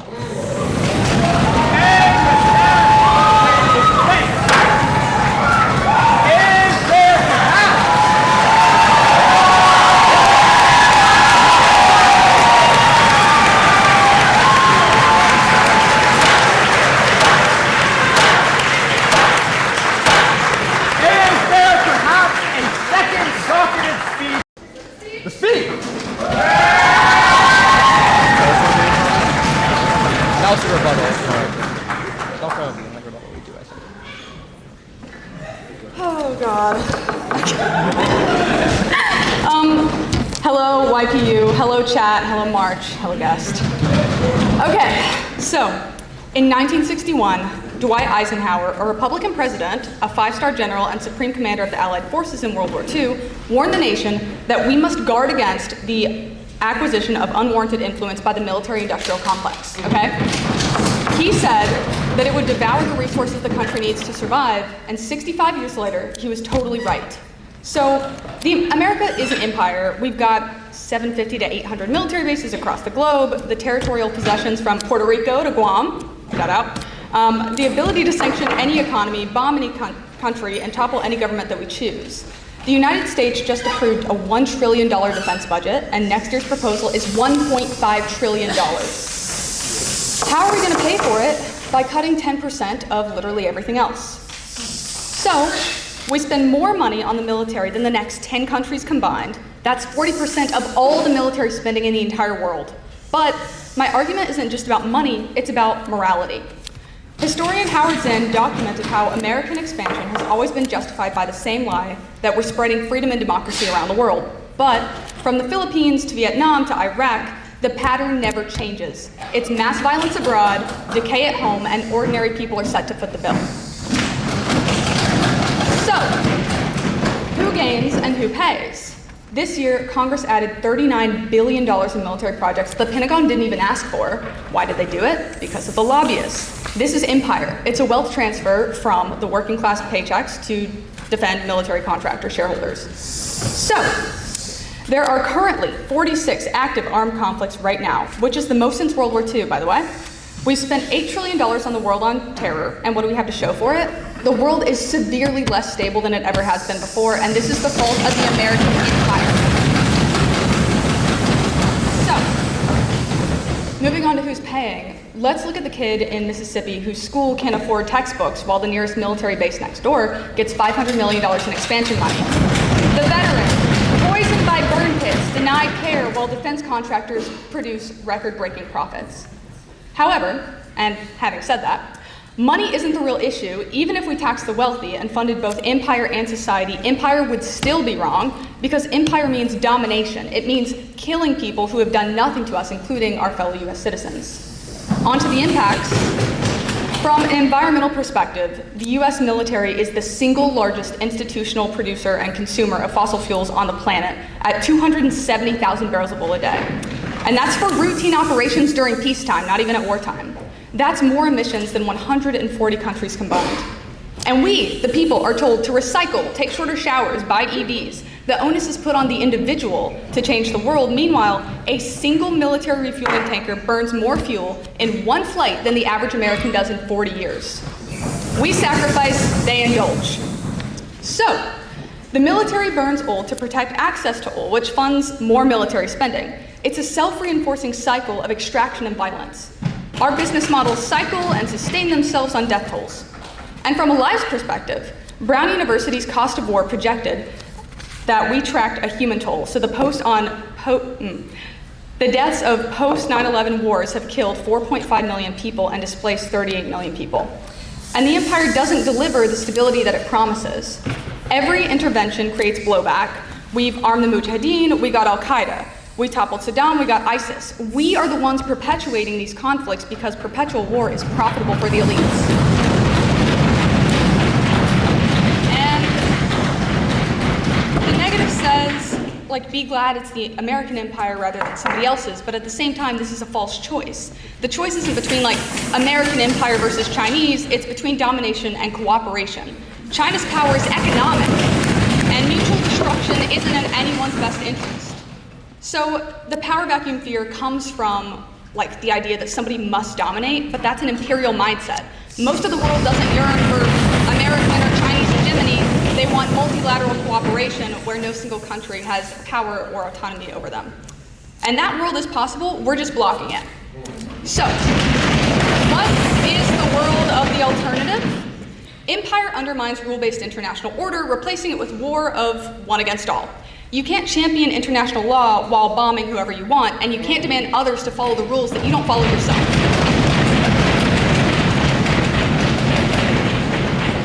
Most of the world already wants multilateral cooperation, we're just undermining it, because we are the ones withdrawing from climate agreements, we're the ones vetoing UN resolutions, we sanction International Criminal Court. Instead, we ought to work towards diplomacy before bombs, strengthen our international institutions, create trade agreements that benefit workers, and use the trillions that we save into investments at home and abroad. So, with that being said, America's founding promise was self-governance, and empire betrays that promise. Every dollar spent on defense is a dollar taken from a public school. Eisenhower was right. In the empire, fund the future.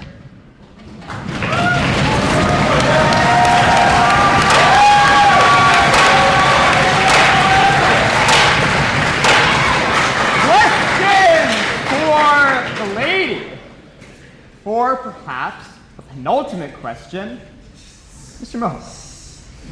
I thank the lady for her speech. I guess the question is, with this framing that America is the country that introduces, this desire of domination without the U.S. We all hold hands and live together and be really happy. I mean, it's really nice. Everyone claps. It makes me so happy. But I mean, does the lady, and maybe, I'm asking kind of as a proxy of Hasan, but how do they do Chinese efforts in the South China Sea? How do they do efforts to take over Taiwan? How do they do efforts to ensure the U.S. goes away, and all these are fine because it's under, like a communist government. Like, I mean, do we just dissolve all governments and then we all live together and then no more of this? Like, where does it end? So what I'm saying, it's not like militaries won't exist. I'm advocating for like regional partnerships. Like we aren't the ones, America shouldn't be the answer to like what's happening in the South China Sea. I think Japan, Australia, South Korea, Southeast Asia, they can form their own partnerships like through diplomacy or what have you. Further questions for the lady, or perhaps a final question. I have another question. I only got 2 debates out there. So the lady sort of makes the claim that there is an alternative to like domination, and it's cooperation. One of the sort of big issues with sort of international bodies that seems to me is that there is like not sort of cultural cohesion, right? I.e. some things that seem like totally incompatible for us are part of the cultures of other countries. How does she reckon we sort of work through that in this idea of cooperation? Do we sort of ignore the issues on which we have cultural differences, or will we eventually sort of coalesce around one global culture? I don't think it's necessarily advocating for a global culture, like people can have their own cultures, what have you. I think it's just about diplomacy and what our guest said, like diplomacy, diplomacy, diplomacy, till the last, like that, as far as we can go, rely on that rather than, us unilaterally deciding what the world can and cannot do. And with that, the lady is thanked. Motion!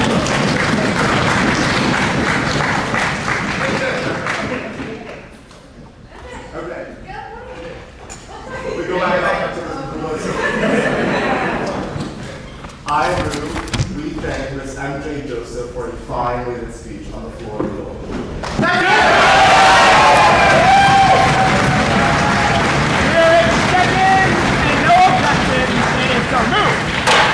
Is there perhaps a second docketed speech in the negative? For the speech. Speech.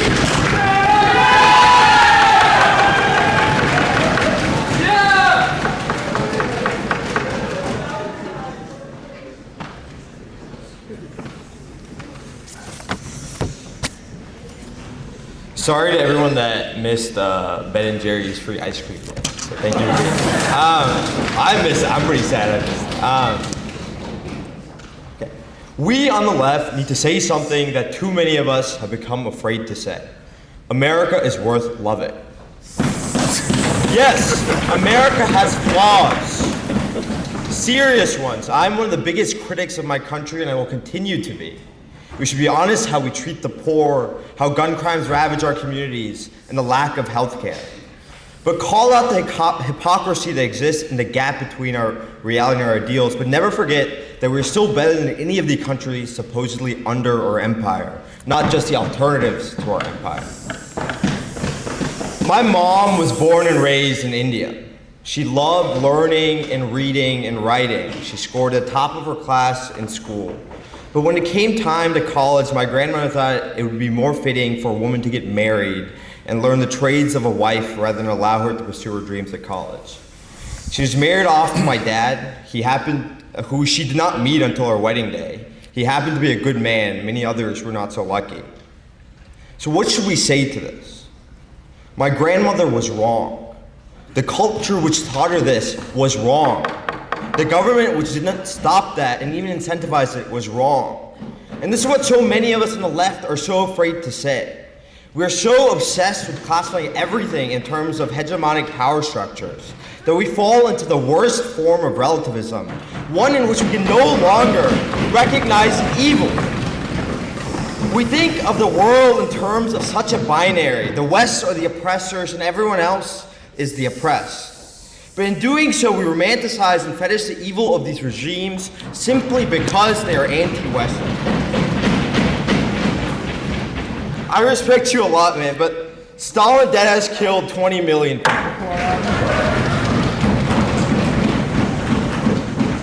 Look at Iran. It is not some innocent, misunderstood regime. It's a regime that killed 30,000 of its citizens just because they protested. It is a regime that has backed terrorists that have intentionally killed thousands of civilians. It's a regime that has allowed women to be stoned for committing adultery. Or look to Venezuela and Cuba that are so corrupted by cartels that they're basically narco states. They deny their citizens basic necessities. They jail and kill dissidents and only look out for those in power. You may oppose intervention for practical reasons, fine. People can disagree about what can be done and what costs are bearable. But do not delude yourselves into thinking that these people are free or that they are living great lives. Do not tell yourselves women beaten into silence or dissidents being thrown into prison just need more time to work things out on their own. The least we owe them is honesty. There is no hope for these people outside of America. Their regimes will continue to repress them while enriching their leaders. The lady before me asked for regional partnerships. A regional partnership with Iran and Lebanon going to free like the Iranians? And the rest of the international community will continue to turn a blind eye, whether in Israel or Palestine or in Armenia and Azerbaijan. The only solution is an American one. I agree with the lady before me that the American imperial project is inherently corporatist, but how do we solve that? I think Mr. Piker has said before, elect someone other than J.D. Vance or Gavin Newsom. That's the solution. Not to get rid of American power wholly, but to make ourselves better. So criticize America all you want, I will too. But do not insult the people who flee these places by pretending their chains are beautiful. There's a reason my parents came to America. They were offered a promise, and though this promise is far from fulfilled, at least we're trying.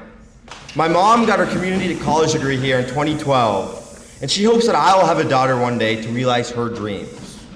So know the difference between a country that fails its ideals and regimes that do not even have those ideals. The left has room for patriotism. So while I have a little bit of time left, and it's my last speech at Union, I just want to say a few words about Rick Scott, who proves again that conservatives don't believe in free speech, or just conservative speech. I condemn Mr. Piker's statements on political violence, just as I condemn Mr. Scott's colleague from Georgia who said that Obama should be hanged or that Pelosi should be shot. I condemned him just as I condemned the January 6 rioters who committed actual violence and was summarily pardoned by Mr. Scott's party. But here is the difference. I still believe that Mr. Piker and Ms. Green should be allowed to speak here. Because in America, unlike in Iran or Venezuela, dissent is not supposed to mean censorship or silencing. In this country, when we hear ideas we disagree with, we do not respond by saying that the state should shut it down. We respond by arguing, by vehemently debating. We respond by listening, persuading, debating bad ideas in the open. This is the fundamental ethos of the First Amendment and part of what makes this country extraordinary. And a group of college students seems to understand that better than the senator, because we do it every Tuesday at the Yale Political Union. So Senator Scott, you're free to rage about college students on Twitter and threaten our funding, but never again pretend to be a champion of free speech. Thank you. Questions for the guest. Oh, I get special privileges? Yeah, bro. Okay. Great speech. Thank you. You brought up that Venezuela and Cuba were narco states. Not exactly sure where you got that information from. I think it was Donald Trump who said Venezuela was a narco state, and then he dropped it, or at least the Southern District of New York dropped it, the FBI did, because there wasn't enough evidence for it. But beyond that, you talked about free speech at the end of your speech. It's a value that I also believe in, and maybe even sometimes exhaust. But I also believe that free speech has been taken away from Americans time and time again, especially throughout times of war. Eugene Debs famously was jailed for being a conscientious objector. We've interned Japanese people living on U.S. soil during World War II. We've assassinated leaders of the Black Panther Party, of the Black Panther movement. These are all direct violations of free speech, both for domestic concerns and at times when America's power around the globe is felt threatened. Now, do you feel like free speech is inherent to American liberal democracy, number one? Do you feel like social liberalism is only compatible with American imperial hegemony? And if so, why? And last but not least, what do you say to the argument that we are losing what remains of our free speech right now directly as a consequence of America's power waning on the global stage because empire does feel threatened? So I think your first question was like free speech and relation to liberal democracy. So I agree. I think like I'm one of the big ones that like condemns like the Americans who like jailed in the Red Scare and all those things. I actually think that like we're actually pretty good at like protecting actual free speech right now. I don't think people are actually like jailed or anything. I think like one of the most dangerous attacks on free speech is a sort of more like institutional one, like the ones that's happening in like schools all over, like the South, for example, where you can't teach critical race theory. But once again, like I think one of my main points is that like this sort of free speech is like I think unique and like even unique to like America compared to the rest of the West. For example, the UK, where like they can like censor anything. But I think the state of free speech in America is certainly I think way better than anywhere else. Your second question, is social liberalization only compatible with American imperial hegemony?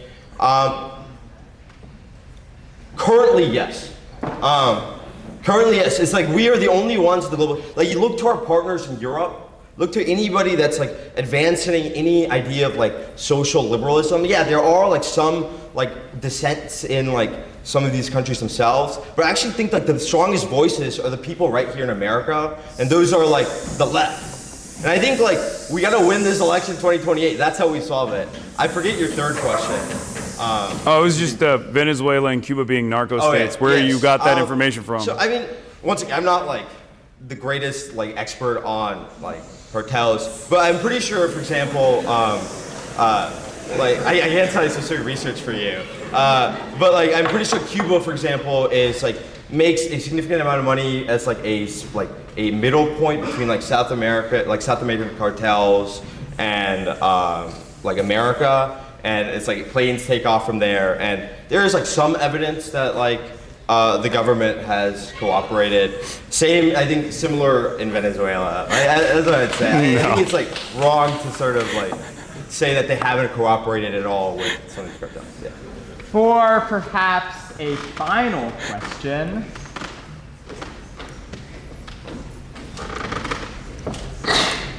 Mr. Kirkpatrick. Oh, thank you for your indulgence. So I would agree with the gentleman and my classmate on See you tomorrow. About certain states maybe being better than others we live in. But my question is more about empire as a choice. America being an empire is a hard-powered choice. It's something that multiple states may cause a definite question around the world. And I would think that America may be great, but do we need to impose our greatness in violence? Does a shine king on a hill need to burn down other cities to make them?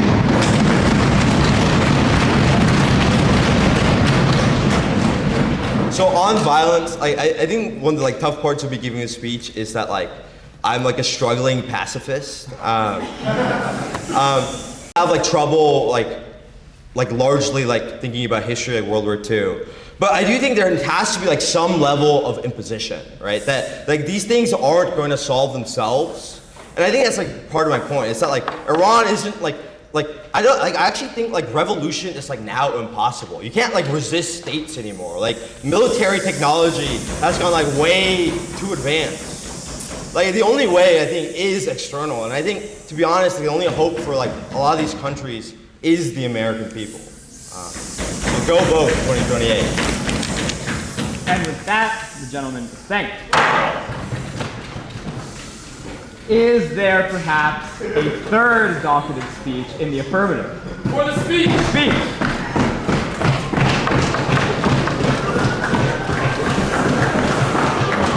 And there's one more.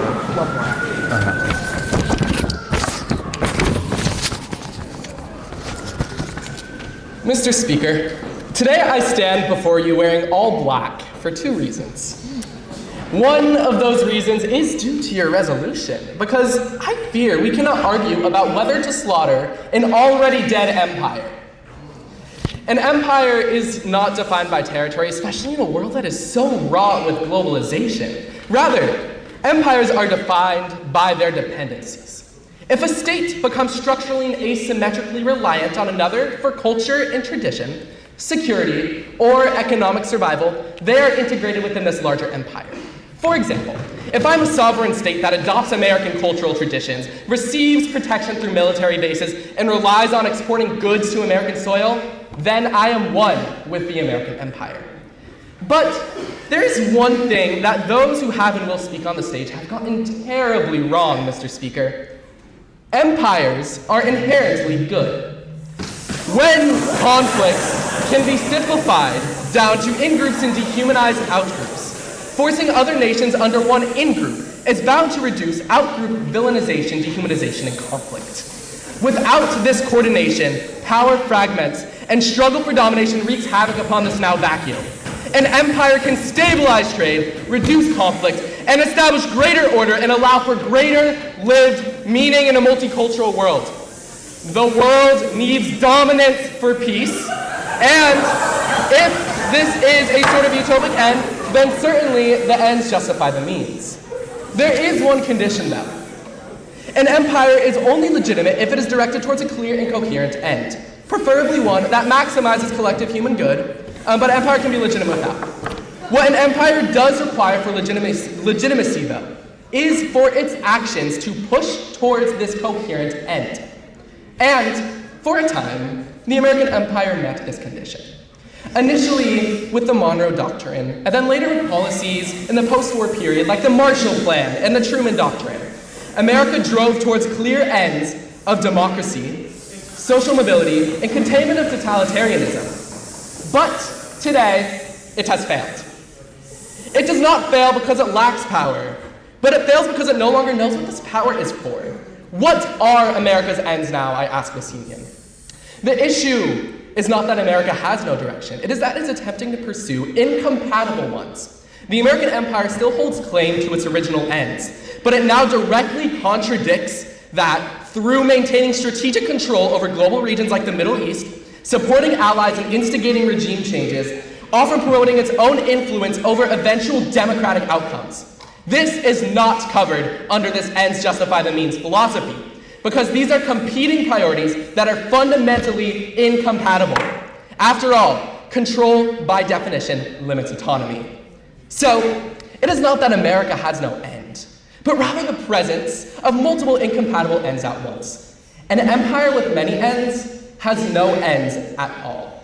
America no longer has a strong enough national identity to consolidate a single direction, and without that, its actions lose meaning. We see this contradiction clearly in practice. The American empire was built on the idea of a melting pot, a nation defined not by exclusion, but by openness and integration. But today, Mr. Speaker, even within its own borders, that identity is contested. Immigration is no longer a shared ideal, but a point of polarization within our political climate. And when there is that level of internal conflict, this empire cannot export an end that it no longer believes in itself. And on a global scale, this lack of coherence breaks down the very system empire is supposed to create. Where a strong empire organizes its subject states, an illegitimate one doesn't halt the in-group, out-group conflict, and instead serves as just another force in the mix that can be seen with Middle Eastern conflicts today. And when an empire loses its coherent end, its means no longer serve a purpose beyond themselves.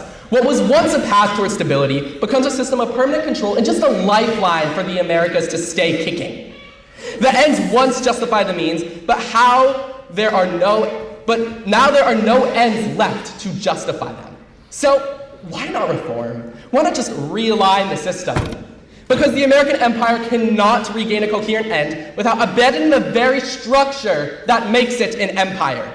If America chooses democracy as its end, it must obtain control over allies and regions, which dissolves dependency and the empire ends. But if it chooses control as its end, it must abandon democratic legitimacy, which destroys credibility entirely.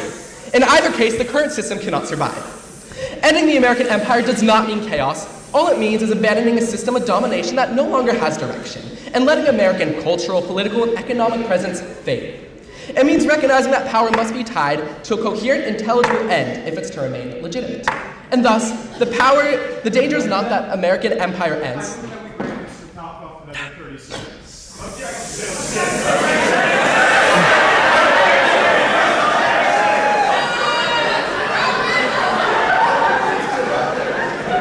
Thank you. The danger is not that American empire... Oh, that's one sentence. The danger is that it continues as a system that has lost its purpose, and in doing so undermines the very order it once claimed to preserve. And with that, I yield. Isn't this supposed to be affirmative? Yes. Questions for the gentleman. Or perhaps a question. Mr. Guthrie. Thank you, Mr. Speaker. So I think Mr. Zalta for like a really interesting speech. I had a fun one at that. I'm interested in like the sustainability of the system he outlines. He says like an empire must have like sort of like one end. But it seems like to me that an empire naturally wants to dominate more, wants to take more, wants to have multiple ends. And it kind of like pushes into having multiple ends and then becomes unsustainable. It seems like to me this is a process of empire. Like how does the man, like the gentleman reconcile that? Is it like possible to have like a sustainable long-term empire with just one end? I think that's actually a really good question because it can be shown with a lot of empires in the past that they start off with this clear goal, they dominate for it, but then eventually over time they start splitting, they start gaining competing factions, and then eventually they fall. So, I mean, I think America is already in this downward spiral, but I would like to hope that in an ideal empire, that there is one that is able to stick with their ends with either a strong enough constitution or leadership that keeps the same ideals through generations, which I know is very highly unlikely, but at least that is what the ideal empire would be like. For perhaps a penultimate question, Mr. Morris. Thank you, Mr. Speaker.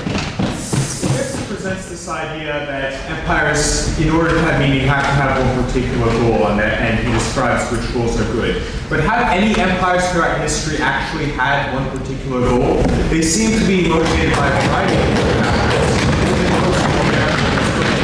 By freedom and fighting communism and other geopolitical ends. Can we actually obtain the standard that the gentleman describes? So by one coherent end, I don't mean we're picking between democracy and the containment of totalitarianism. I mean like one set framework. But I do understand where the gentleman's coming from, and I honestly don't think any empire has really reached this at this point, because what other empires besides the American Empire, and perhaps the Chinese Empire, do we have really existing today? And for perhaps a final question, the senior sometime speaker at Yale. So, empires opt to employ ends to certain, or means to certain ends. So I'm curious what, kinds of means are justifiable. For example, if an empire deems a certain group subversive to its own ends, a group that makes up a sizable portion of its population, would something like a mass extinction or a mass termination or like a mass disenfranchisement of this group ever be justified? Because with the way that the gentleman posits his view of empire, it seems like this is a reasonable option. So we're about to unveil liberal Hitler. Absolutely. So I did have one line that was basically clear, coherent, and preferred, one that maximizes collective human good. So, I mean, the empire, if it does those actions that the gentleman is saying, then then it could be a legitimate empire, but it's certainly not a good empire. And with that, the gentleman is thanked. Is there perhaps a final docketed speech in the negative? Speech. So we'll have this, and then also the closing remarks. You don't have to say for the speech, you just go up there. And those can be short. No questions. No questions on him? Yeah, him? Yeah. No, it's all. But yeah, no questions for you. Oh, okay. One day, the young people of today will inherit America. We grew up hearing that our country was strong and special. We heard stories of our founders that taught us that this country meant something. That it was more than just land, more than just an economy. We were supposed to be the nation of liberty, of builders, a nation of industry where those who worked hard succeeded. But we now stand to inherit an America that is not that. Our political machine has given us back-to-back senile presidents. Our president desecrates Easter on Easter. We still don't know what's going on with Epstein, but it isn't good, and it involves a lot of people. We have a Congress that's bought out that 80% of Americans disapprove of. That's our leadership. And what fruits has it bore? The economy has been rigged. We believed in hard work, now we gamble on sports and cryptocurrency. We're short 27 million affordable homes. We have no bullet trains. China has 30,000 miles of them. And our cities cede their public spaces to people zombified by fentanyl. Our house is not in order. And what about internationally? That's the subject of this debate.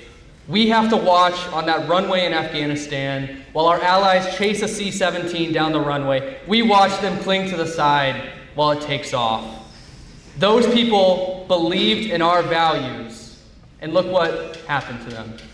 And now we have this entanglement in Iran. We've done a surprise attack like cowards. We never used to do those as a matter of principle. We've accomplished none of our goals 6 weeks in, and now we are considering their 10-point plan. So how can the proud American look at the state of our country today and feel anything but humiliation? And what was the point of it all? Cheap gas? Gas isn't even cheap.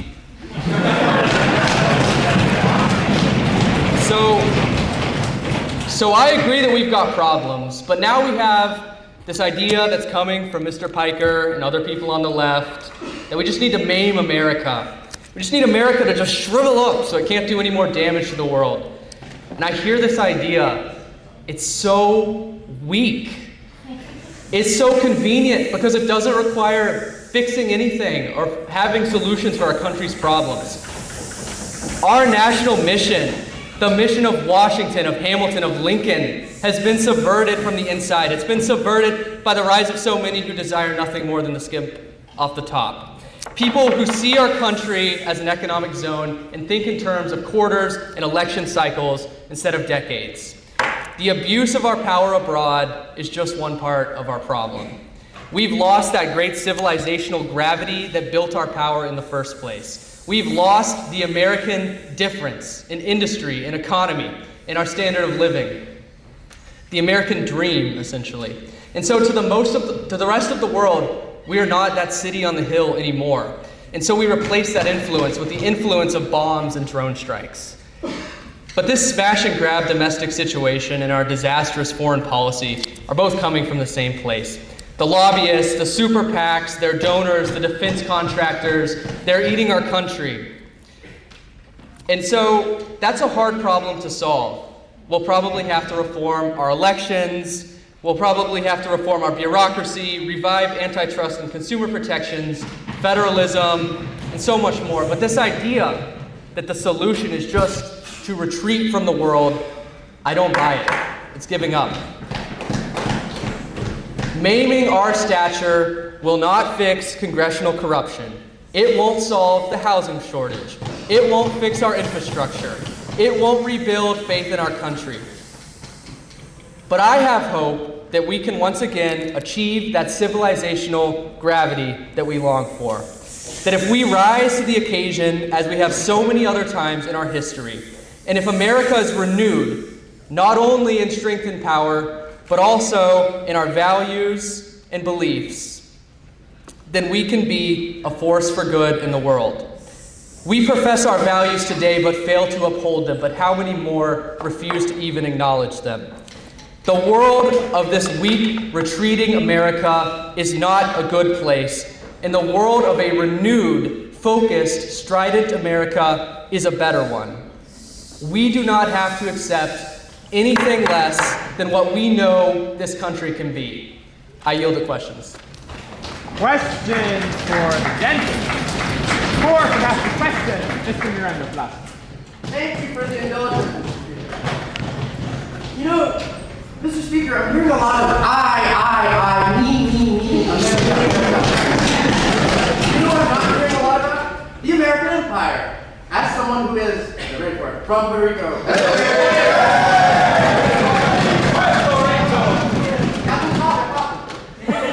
As someone who is a subject of the empire, why should I be compelled to care what is happening in the United States? Why should I care what the United States is doing when they are still in my country, exploiting my economy and taking advantage of a captive economy that the United States has imposed upon us and that is being imposed upon other countries as well? Why should those countries be okay with this continued foreign policy? Why should the focus specifically be on what is good for America? If we were talking about the American Empire, writ large, you know, that thing, Well, certainly I don't think that our foreign policy should continue as it's been. That definitely is not a part of my argument. But to respond to the broader question, the point is that an America that lives by the values of the Declaration of Independence, an America that truly stands for what we say, is good for the world. And so that's why you should care. That's why people around the world do care what happens in our country. Further questions? Perhaps a penultimate question. Ms. Abdul-Kahan?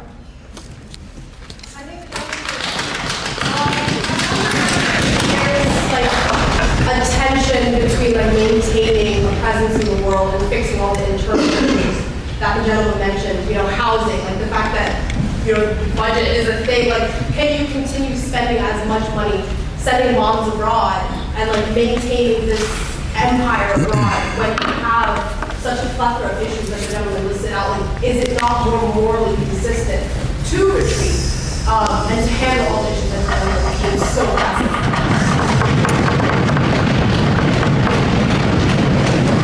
There is tension between spending $1.5 trillion on the military, as has been proposed, and fixing our domestic problems.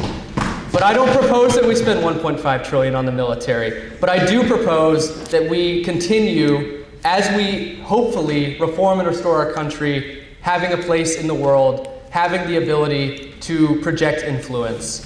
And so there can be tension between the things that we do in pursuit of an empire and the things that we seek to do at home. But there is also a way to achieve both at the same time, I believe. And for perhaps the briefest final questions. Gentlemen. Mr. Speaker. So as we know, the sort of world system is some sort of jungle system. There's no overarching enforcement mechanism for acting altruistically. So why would the United States ever act that way? Why wouldn't it just revert to acting in its own interest? Well, if you don't believe that our country is special, or you don't believe that there's anything here, then that would be a cynical viewpoint that one could adopt. But that's not what I would ever want to see from our country. That's not what I would ever propose or support. And with that, are there perhaps closing remarks from the guest? Yes. Good. Do I say forward to the speech again? Nah, you can just go. All right.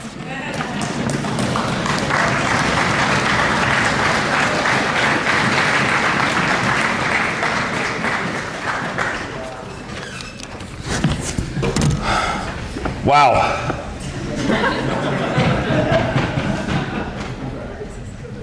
That was incredible. A lot of wonderful speeches I heard today. And some maybe not so wonderful.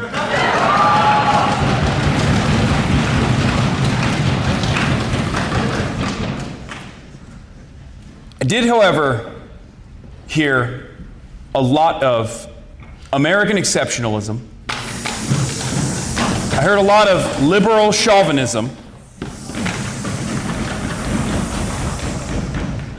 and an overall fear of the unknown, a fear of the enemy that we've designed in our minds. That is what justifies Western imperialism in the minds of many, so it's expected. But I just wanted to say thank you for all your wonderful and thoughtful contributions today.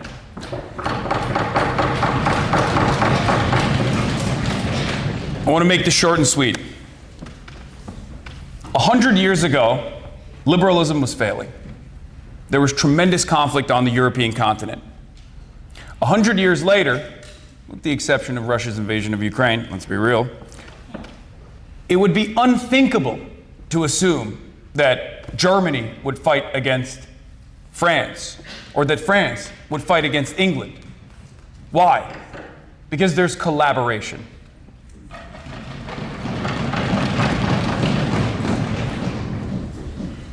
Capitalism has robbed us of our humanity.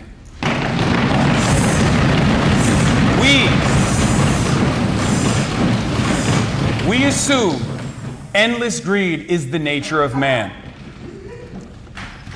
But while greed has played a formative role in developing Western society, so has collaboration.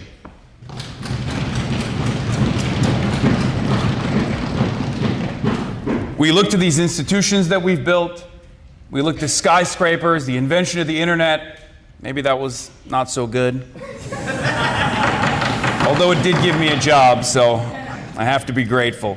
And we assume this is a byproduct of capitalism, a byproduct motivated by man's greed, the profit incentive.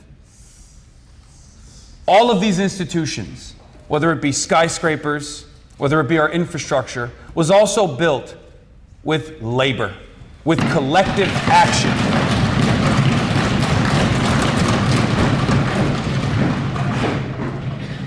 It is our choice at the end of the day to focus on one over the other.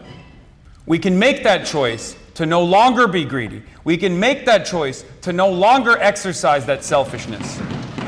And we can make that choice to engage in collaboration with many of you, I believe, regardless of your ideological background, would probably agree that Donald Trump is forcing us to retreat from that collaborative nature, whether it's for good or for evil.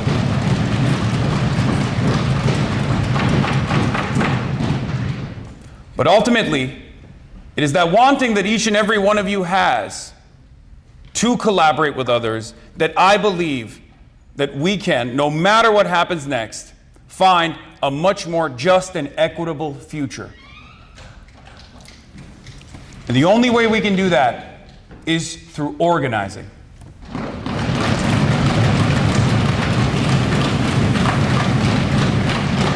One of the first speakers, I forget your name, had some interesting words to say, that there's always going to be power. I say we put the power back in the hands of the many, rather than the power in the hands of the few.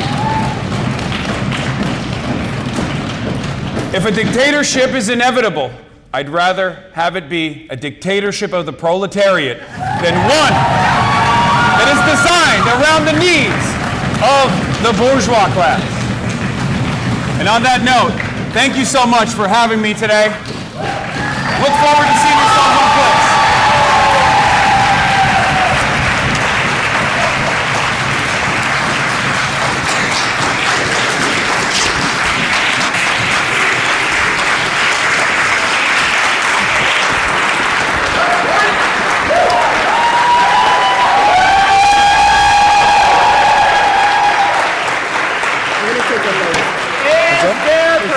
Appropriate motion.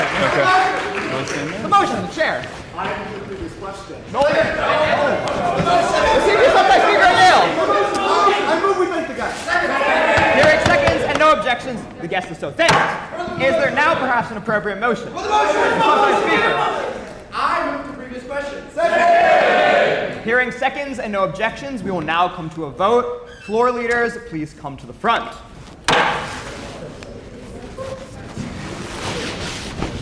Per the Union Constitution, please only raise your hand to vote if you are a member of one of our 7 parties.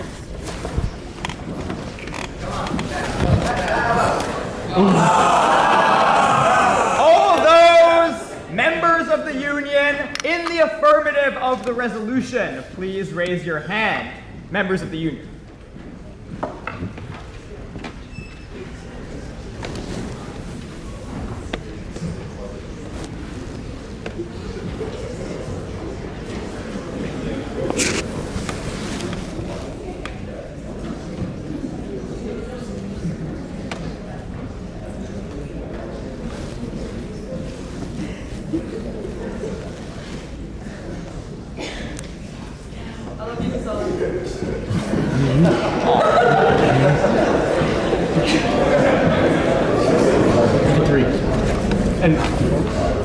Oh yeah. I vote for the. All those members of the union in the negative of the resolution, please raise your hand. Ooh.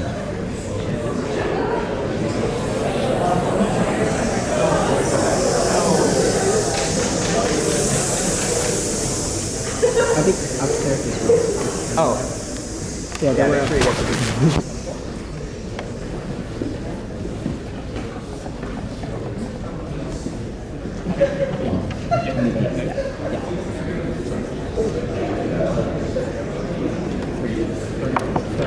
Yeah. All those abstaining.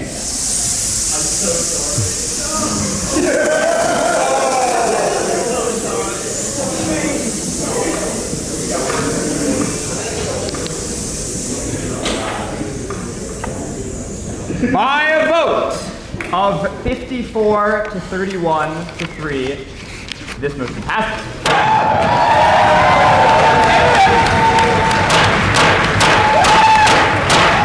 Is there perhaps a final appropriate motion? Mr. Getty. Thank you, Mr. Speaker. I move we adjourn. There are seconds and no objections. It is so moved. Mr. Piker, thank you very much. Thank you. Thank you. I really enjoyed it. Pleasure to meet you as well. Nice to meet you. Keep happening about just trying to get us to adjourn.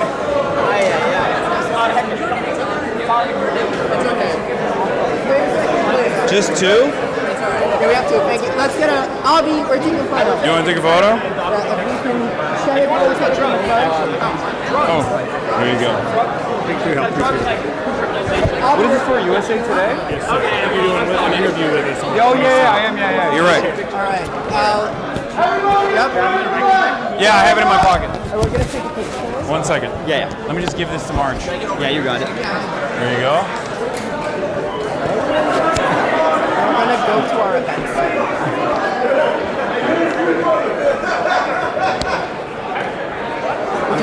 People or should we just go to the event? Yeah, no, I'll meet the people. I mean, it's going to be crazy, but. I'm looking at it framed by you in that picture. Yeah. Oh, sorry.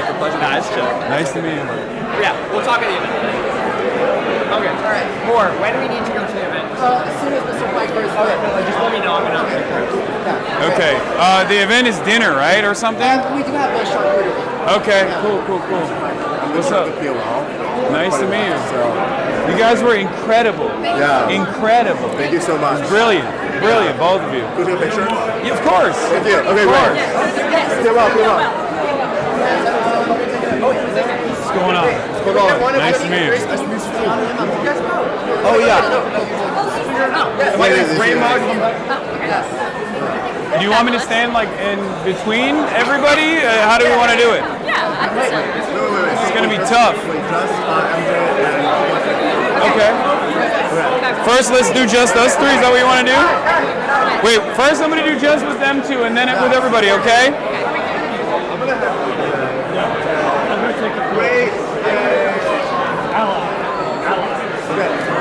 Party! Yes. Get it! Okay. Party!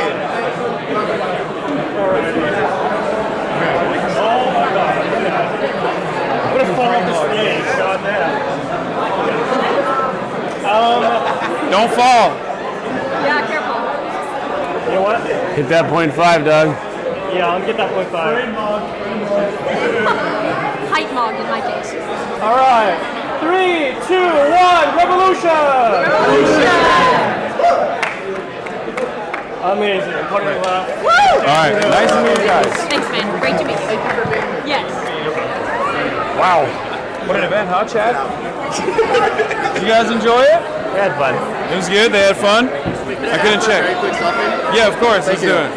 What's up? Amazing. Nice to meet you. Thank you. Also, yeah, thanks for coming. Usually we get like a bunch of like. What's going on? Thank It's you. been all right-wing guests this semester, so. I bet you none of them. Like, I don't know, like a minute. I bet you that didn't cause. Oh hell yeah! I bet you that didn't cause half the controversy of me coming, Well, right? Well, Rick Scott came too, and no one. Yeah, I know. I no one cares about Rick Scott. No, Well, that's right. yeah. He came when I was speaker. So, Oh, Yeah. wow. yeah. We also had the Heritage Foundation. Yeah, well, that was early this semester. So, yeah. All right, let's do it. Whoever, quick. Oh yeah. Because I gotta go. Yeah, we'll pick it up. Yeah. All right. Let me send this to the 11th. Wait, oh my God. Wait. Okay, well. All right. Hey, can I get a picture of Sure. All right, let's go. It's like a really bad camera.